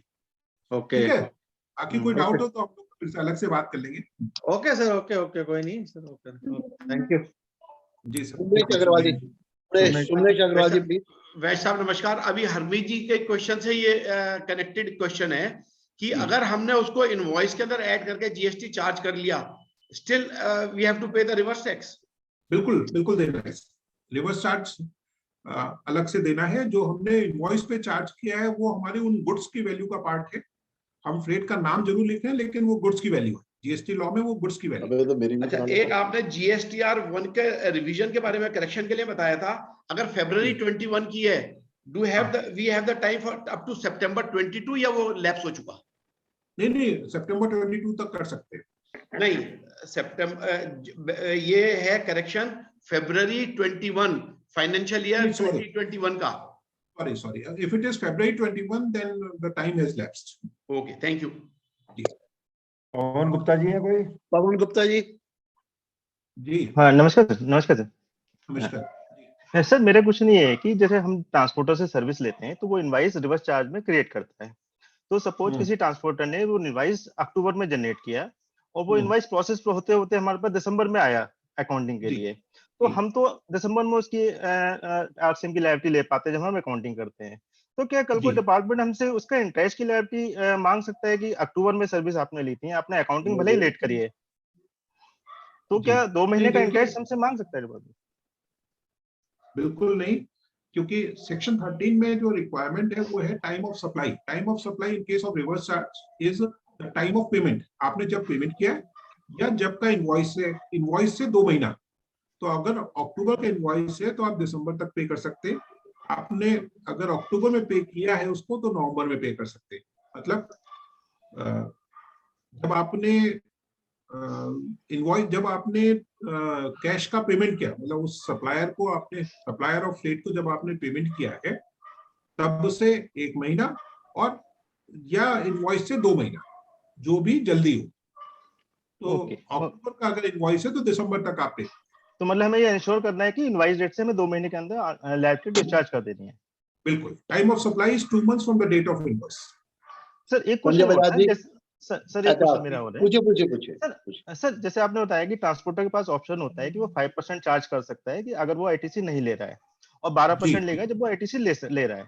तो इस केस में अगर वो 5% चार्ज कर रहा है तो हमारे ऊपर तो आरसीएम की लायबिलिटी नहीं आ रही ना, या उसमें भी कुछ रहता है हमारे ऊपर आरसीएम लायबिलिटी? देखिए नॉर्मल कोर्स में अगर वो 5% कर रहा है तो उसे फॉरवर्ड चार्ज बेसिस पे चार्ज नहीं करना चाहिए, मतलब फॉरवर्ड चार्ज बेसिस पे तभी होना चाहिए जब वो 12% कर रहे हैं। लेकिन कोर्ट के डिसीजन हैं कि सरकार को तो टैक्स एक ही बार मिलना है, और एक बार सप्लायर ने टैक्स पे कर दिया तो दोबारा रिसिपिएंट से टैक्स नहीं मांगा जा सकता। तो इसलिए आप उसमें दोबारा टैक्स पे करने का ना सोचें, बट सप्लायर को मींस फ्रेट वाले को, ट्रांसपोर्टर को ये इंसिस्ट करें कि भाई तो 5% है तो फिर तुम क्यों चार्ज कर रहे हो, हम bill pay it on reverse charge basis. Okay sir, बस संजय एक थोड़ा बजाज सा साहब। क्वेश्चन इसी से रिलेटेड एक क्वेश्चन हो रहा है सर। एक सप्लायर ने हमें 10 लाख का मटेरियल ट्रांसफर किया और उसमें जी। 10,000 रुपए उसने फ्रेट लगाया, लेकिन उसने जी। क्या किया जानकारी के अभाव में, उसने फ्रेट जो है बाद में लगाया जीएसटी कैलकुलेट करने के बाद, मतलब एज ए अदर चार्ज, उस पर जीएसटी जी। उसने चार्ज नहीं किया। जी। टेक्निकली उसको चार्ज करना चाहिए था लेकिन उसने नहीं किया, और वो मानता भी नहीं, वो कहता है नहीं हमारे हिसाब से नहीं लगना चाहिए। तो क्या जी। उस केस में उस 10,000 की आरसीएम की लायबिलिटी हमें ले लेनी चाहिए? ट्रांसपोर्टर को पेमेंट किसने किया है? ट्रांसपोर्टर को पेमेंट उसी ने किया है। ये तो आपकी लायबिलिटी नहीं, ना तो आपका प्रिविटी ऑफ कॉन्ट्रैक्ट है, ना आपने उसको पेमेंट किया है, इसलिए आपकी लायबिलिटी नहीं। बट अल्टीमेटली तो सर वो ट्रांसपोर्टेशन चार्जेस हमने पे किया, इसलिए मैं सोचा था कि क्या। बिल्कुल बिल्कुल नहीं। वैल्यू ऑफ गुड्स जो सेक्शन 15 में उसके हिसाब से जो उसने माल आपको सप्लाई किया है उसकी वैल्यू है जो भाड़ा जोड़ रहे हैं। Okay, thank you sir. Now Kapil Bajaj ji, साहब। जी। कपिल जी, जी। अभी आप ओशन फ्रेट के ऊपर एक बात कह रहे थे कि वैसे तो मतलब गुजरात हाई कोर्ट की फेवरेबल जजमेंट है और रिकमेंडेड भी नहीं है कि कोई रिवर्स चार्ज पे किया जाए जहां सीआईएफ बेसिस पे मटेरियल अंदर आ रहा है, लेकिन एट द एंड आपने एक कॉशनरी नोट भी दिया कि अगर क्योंकि मामला सुप्रीम कोर्ट में it is pending and you don't know which way the final judgement comes, so on a precautionary side one can pay on reverse charge basis and then claim ITC. But then the basic issue is that CIF value पे जब CIF value पे जब हम लोग import कर रहे होते हैं और पेमेंट भी सारी CIF वैल्यू पे की जाती है, तो how does one separate out the freight component, क्योंकि CIF के अंदर फ्रेट कंपोनेंट तो नहीं मेंशन होता।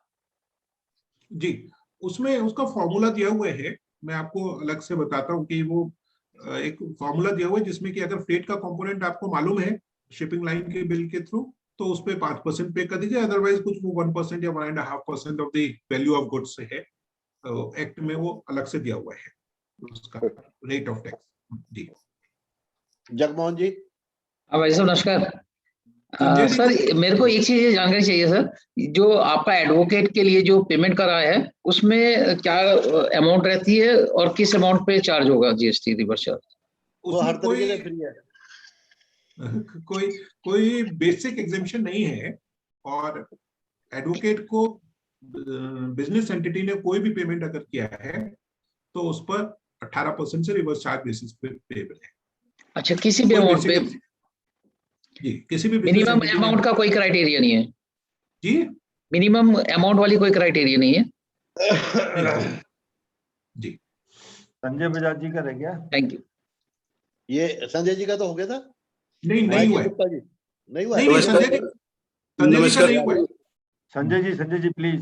संजय जी प्लीज बताएं। नमस्कार सर, एक छोटी सी चीज आपसे जानकारी लेना चाह रहा था। अभी हमारे एक मेंबर एक शुगर का एग्जांपल दे रहे थे जिसमें वो 100 रुपए भाड़ा साथ में लगा के बात कर रहे थे। तो सर मैं ये जानना चाह रहा हूँ कि मैं शुगर की ही बात करता हूँ, मान लीजिए शुगर ही है 3500 रुपए की मैंने अगर किसी को दी है और उस पार्टी को जो फ्रेट है वो मेरा डिस्ट्रीब्यूटर है, फ्रेट मेरे एंड पे है, मैंने उसको पे करना है भाड़ा क्योंकि मेरी वो सर्विस FOR है।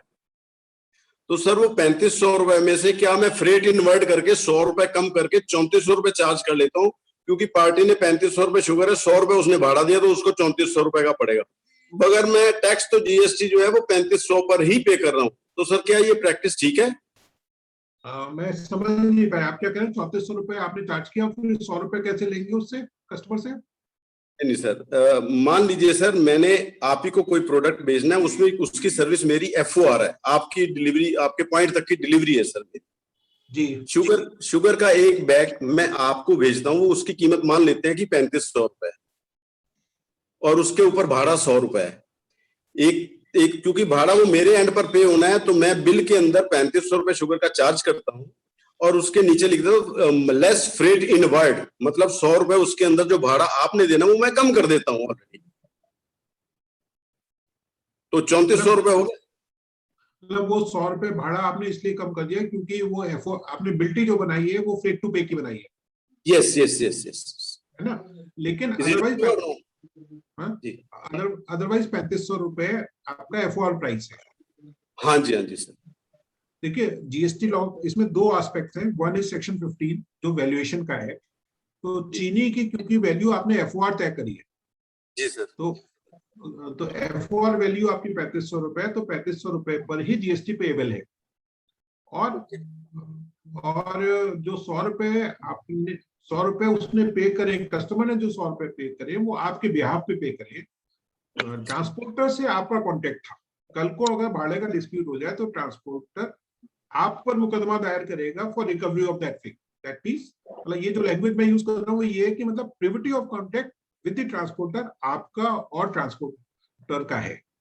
तो इसलिए आपको 3500 रुपए पे जीएसटी पे करना है, 100 रुपए पे रिवर्स चार्ज में फ्रेट पे करना है, उसका आईटीसी मिल जाएगा। अब अगर आप इसको कन्वर्ट करना चाहते हैं कि नहीं मैं 3400 रुपए पर ही दूं, तो आप इस कॉन्ट्रैक्ट को एक्स फैक्ट्री या x shop ex showroom contact कर लीजिए और ये कहिए कि भाई जो भाड़ा लगभग 100 रुपए पड़ता है तुम दे दे, मैं अरेंज कर दे रहा हूँ, लेकिन वो तुम देना।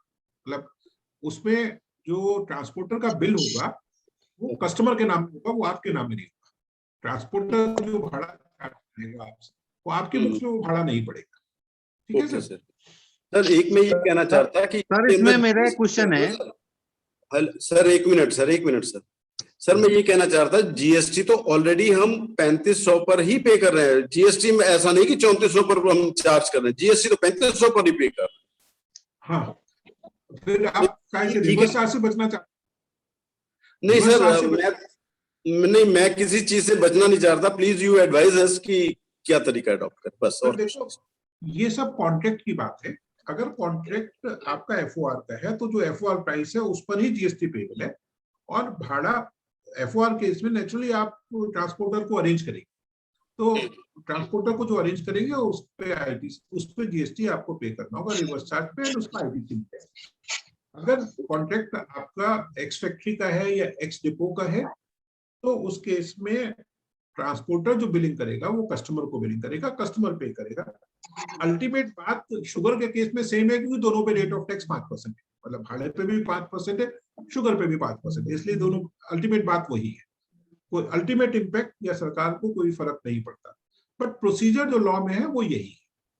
सर इसमें मेरा एक क्वेश्चन है जी सर, एक्चुअली जैसे कि हमें एग्जांपल किसी कंपनी को आईटीसी नहीं मिल रहा है क्योंकि वो उसकी गुड्स में उसको आईटीसी नहीं मिल रहा है एग्जांपल, तो इस केस में तो फिर उसका डबल खर्चा बढ़ गया ना, तो 2 बार जीएसटी पड़ गया उसके ऊपर।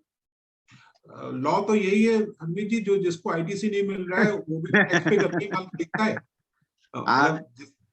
अल्लाह वो जितनी बार पे करता जाएगा तो टैक्स का भार तो बढ़ता जाएगा ना सर इस पे। जी प्लीज बैक गुप्ता जी।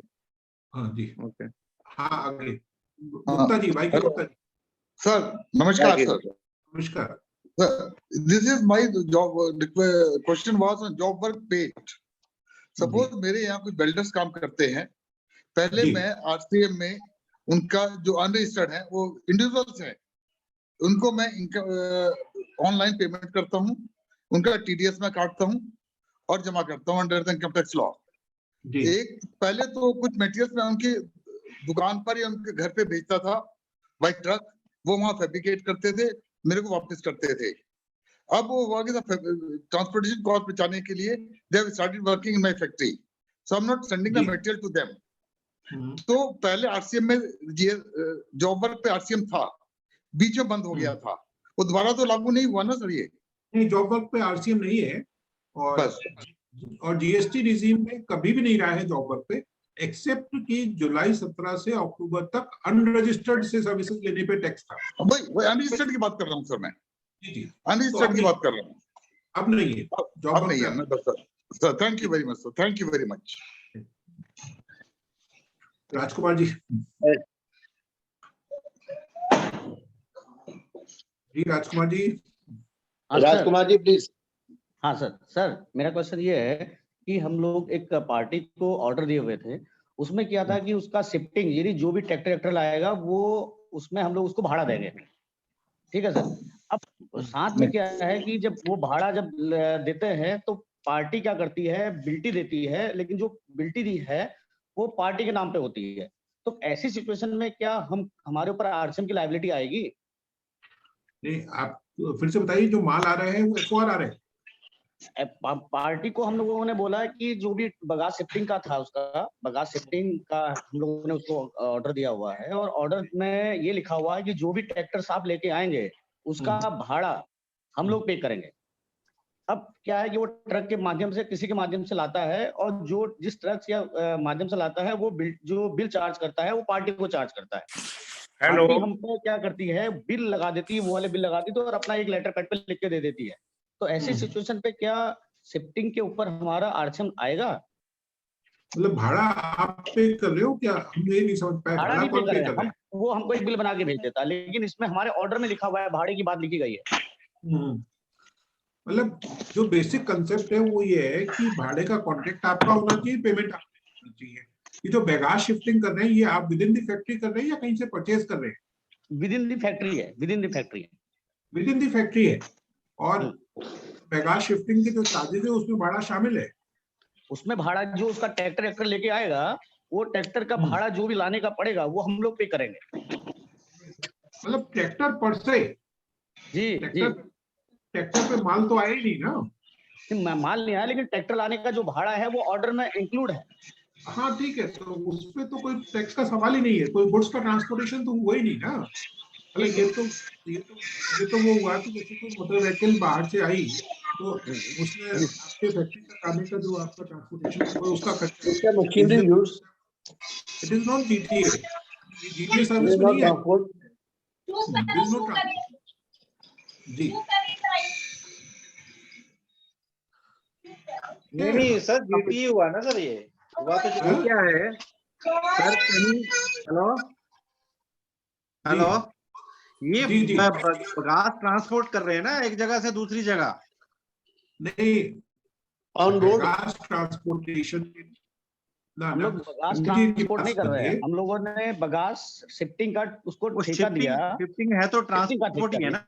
नहीं, शिफ्टिंग मतलब फैक्ट्री कैंपस के अंदर शिफ्टिंग है ना, फैक्ट्री के अंदर, मतलब बगास को अपना क्या तो ट्रांसपोर्ट ही हो रही है ना सर, स्टैकिंग करने के लिए। रोड पे नहीं गई ना, रोड पे देखिए, जो जीटीए सर्विस है वो जब रोड पे हो तब होता है। विद इन द फैक्ट्री बिल्कुल जीटीए सर्विस में नहीं आता, उसको अगर चार्ज पे करेगा। बिल्कुल। भाई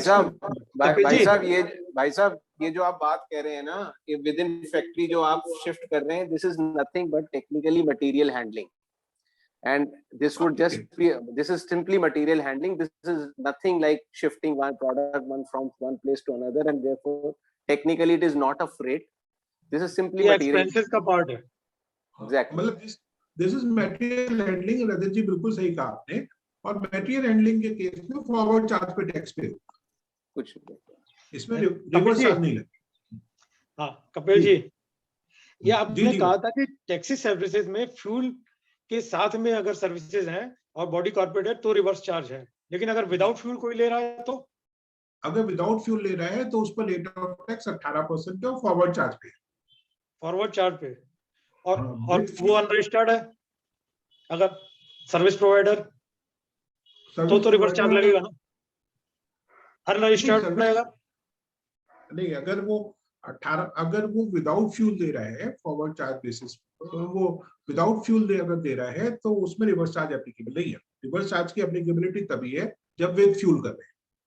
जब फ्यूल हो, और फ्यूल के विदाउट है लेकिन वो अनरजिस्टर्ड है तो रिवर्स चार्ज नहीं लगेगा ना? रिवर्स चार्ज नहीं, रिवर्स चार्ज अनरजिस्टर्ड की वजह से कोई रिवर्स चार्ज नहीं लगता। रिवर्स अनरजिस्टर्ड की वजह से नहीं लगेगा। जी।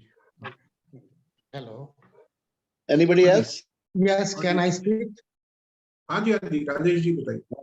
अच्छा, मेरा एक बहुत छोटा सा सिंपल क्वेश्चन है कि एडवर्टीजमेंट एक्सपेंसेस पे जो मेरे पे आईटीसी लगता है, क्या उसको मैं क्लेम कर सकता हूँ? आपकी आउटपुट सर्विसेज क्या है? आउटपुट एक्टिविटी क्या है?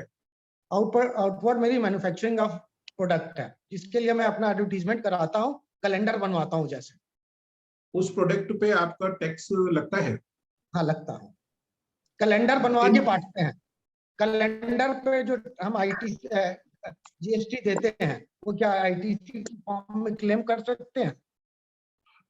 हमारा लीगल व्यू यही है कि मिलेगा, लेकिन डिपार्टमेंट एक क्लॉज है, गुड्स लॉस्ट, डिस्ट्रॉयड और गिवन फ्री। तो गिवन फ्री की वजह से डिपार्टमेंट अच्छा ये कहता है कि नहीं, अगर मैं यही चीज किसी अपने टीवी में एडवर्टीजमेंट देता तो उसमें कुछ फ्री तो दिया ही नहीं, इसलिए मिलेगा क्रेडिट। उसमें फ्री तो नहीं, वो भी एक तरह से एडवर्टीजमेंट एक्सपेंसेस है, क्योंकि हमने कैलेंडर पे अपना। राजेश जी आपकी बात बिल्कुल सही है, मेरा भी व्यू यही है कि जो भी हम एडवर्टाइजमेंट का खर्चा कर रहे हैं उस पर हमको आईटीसी मिल रहा है। जो फ्री की बात है वो हमारे फिनिश प्रोडक्ट से रिलेटेड है कि जिस प्रोडक्ट को हम डील कर रहे हैं, मतलब फ्री जो है ना, जैसे डॉक्टर्स के केस में मेडिसिन कंपनीज डॉक्टर्स को फ्री देती हैं, उस पर आईटीसी को डिसअलाउ करने की मंशा है, लेकिन उस प्रोसेस में सेल्स एक्सपेंसेस और एडवर्टाइजमेंट एक्सपेंसेस इन सबको डिसअलाउ हो जा रहे हैं। जी, तो सेल प्रमोशन और एडवर्टीजमेंट पे हमें नहीं क्लेम करना चाहिए आईटीसी। हाँ जी, मेरा यही बात, हमारा लीगल व्यू यही है कि जो आपके कैलेंडर वगैरह के खर्चे हैं उन पे आईटीसी मिलेगा। मिलेगा जी, लेकिन सेल प्रमोशन के लिए हम कुछ बांटते हैं फ्री गिफ्ट्स। हेलो, देखिए फ्री गिफ्ट में आपने दिवाली पे मिठाई नहीं, दिवाली पे नहीं, हमने अपनी कंडीशन रखी है कि हमारे इतने प्रोडक्ट लेने पे आपको ये साथ में हम आइटम देंगे। वो तो डिस्काउंट है। नहीं नहीं, डिस्काउंट नहीं, हम कहते हैं either you take this much of rate difference और you take one anything, one glass with a bundle of. Sir वो जो है ना, वो आपका मतलब 2 पर 1 फ्री वाली बात है, और वो डिस्काउंट के नेचर में उस पे कोई आईटीसी का डिसअलाउंस नहीं है। सेक्शन 15 में वो जो आपने टोटल, मतलब उसको आप क्वांटिटी रिबेट कहें, एनुअल टर्नओवर रिबेट कहें, डिस्काउंट तो हम स्कीम निकालते हैं कि हमारे 3 बंडल आप लेंगे तो आपको एक ब्लैंकेट मिलेगा। हम उसको, वो हमारा 3 बंडल परचेज करता है तो हम उसको एक ब्लैंकेट दे देते हैं।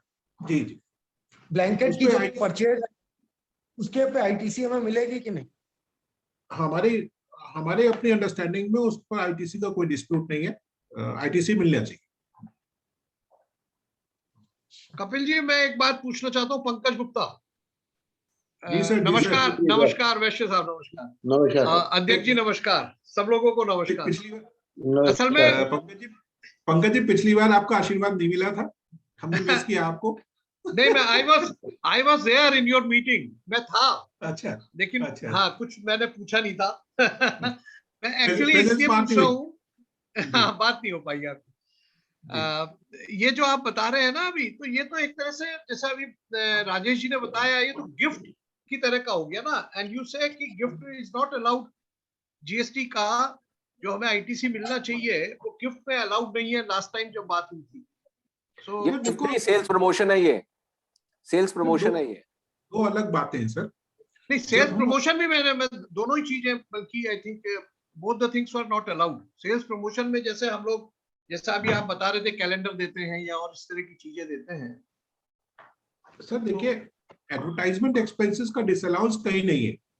जो इशू है वो ये है कि आपने अपने फिनिश प्रोडक्ट को, आप दवाई कंपनी है, आपने अपने फिनिश प्रोडक्ट को डॉक्टरों में बांट दिया, उस पर डिसअलाउंस है। लेकिन आपने कोई डिस्काउंट दिया, आपने ये कहा कि साहब इतना माल खरीद लोगे तो मैं इतना माल और दे दूं, तो इतना माल फ्री दूंगा, या इतना माल और खरीद लोगे तो इतने % में डिस्काउंट दूंगा, ये सब कवर्ड है। थोड़ा सा पेपर वर्क या प्लानिंग बेटर चाहिए, लेकिन इसमें कहीं भी कोई आईटीसी का रिवर्सल या जीएसटी की लायबिलिटी नहीं है। जो क्लॉज है वो है, जो एक सेक्शन 17(5)(h) एक क्लॉज है, उस क्लॉज में है goods lost, destroyed, return of, given free और अदर और सिमिलरली डिस्पोज्ड ऑफ। तो जो गिवन फ्री है उसमें हमारा मानना यह है कि ये गिवन फ्री वो है जो हमारे finish goods. Free means other than the customer, जो कस्टमर को हमने विद इन द स्कीम दिया है वो फ्री नहीं है।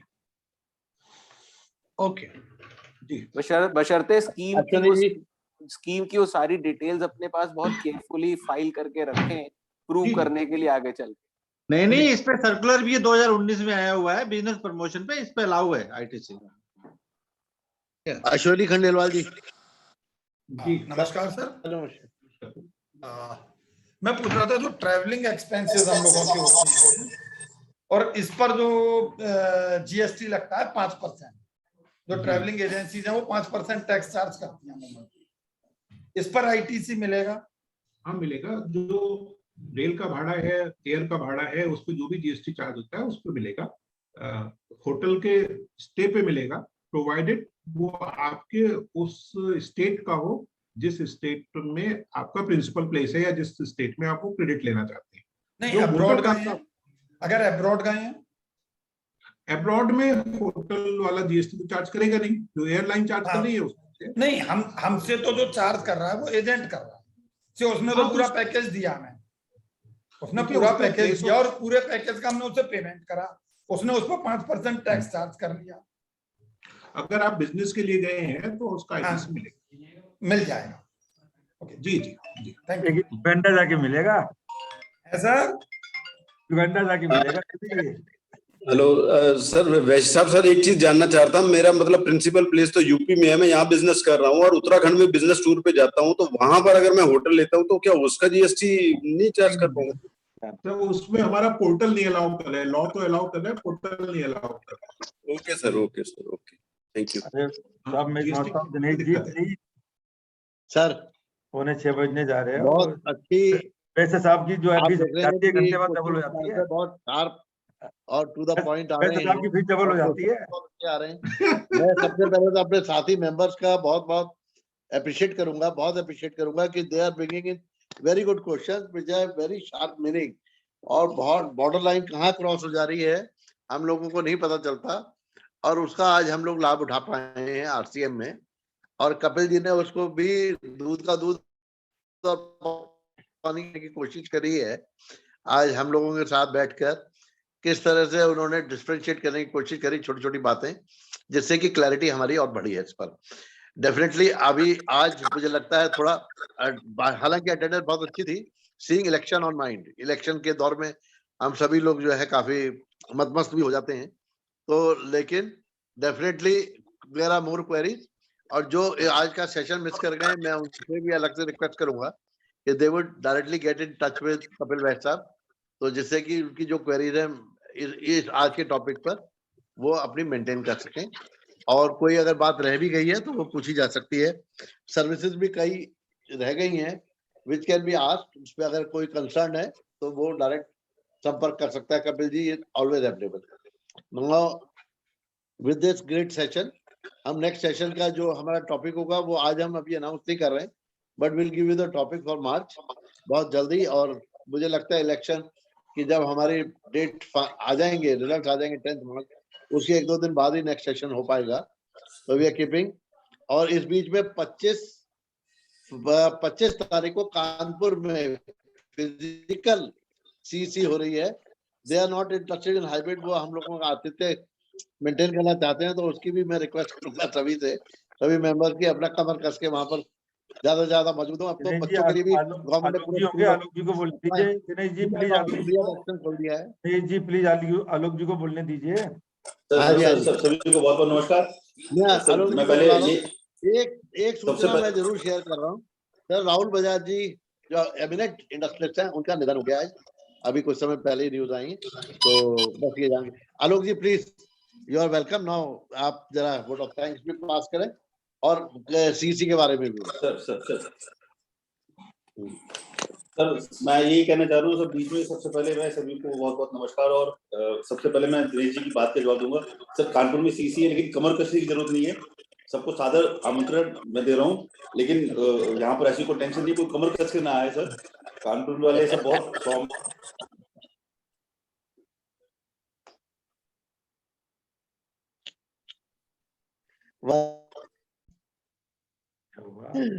आलोक जी की आवाज नहीं आ रही, तो सिग्नल वीक है आलोक जी के पास। नहीं है ये तो साहब, कमर ढीली होगी लगता है। आलोक जी ने कमर कसी है, बहुत जल्दी रिजॉल्व कर लेंगे। और मेरे को लगता है कि जो जीएसटी का रिवर्स के बारे में जिस तरह से कपिल जी ने चीजों को बारीकों को समझाया और बहुत ही सरल भाषा में और सभी क्वेरीज का जवाब दिया, तो मैं आगे भी इस तरह के सेशंस उम्मीद करता हूँ। पीछे भी जो 2-3 सेशंस कपिल जी ने करे थे, बहुत ही डिटेल्ड नॉलेज है आपको और बहुत ही सरल भाषा में उन्होंने हर चीजों को समझाया है। तो मेरे को लगता है कि इस तरह से अगर हम सेशंस करते रहेंगे तो जितनी भी समस्याएं लोगों की जीएसटी से संबंधित जो भी मिसकंसेप्शन है वो क्लियर होते रहेंगे। तो मैं आज जितने भी हमारे डिवीजन चेयरमैन, हमारे पास्ट प्रेसिडेंट्स, हमारे जितने भी सीबी मेंबर्स हैं, मैं उन सभी का बहुत बहुत धन्यवाद देता हूं कि उन्होंने अपने व्यस्त समय से समय निकाला और इस सेशन को हमारे अटेंड किया। और आगे भी उम्मीद करते हैं कि इस तरह से सब लोगों के साथ हम ऐसी चर्चाएं करते रहेंगे। और अंत में समाप्त करने से पहले मैं सबको एक बार फिर से न्योता देना चाहता हूँ कि सर कानपुर में 25 फरवरी दिन शुक्रवार को हम लोग कानपुर में सीसी बैठक हमारे अध्यक्ष जी की अनुमति से कानपुर को एक बार मौका मिला है सीसी बैठक करने का, तो हम आप सभी को सादर आमंत्रित करता हूँ और उम्मीद करता हूँ कि आप लोगों का कानपुर का जो यहाँ पे उस दिन जो आप कानपुर में हम लोगों के साथ विजिट करेंगे एक मीठी याद और मीठी मेमोरीज लेके जाएंगे।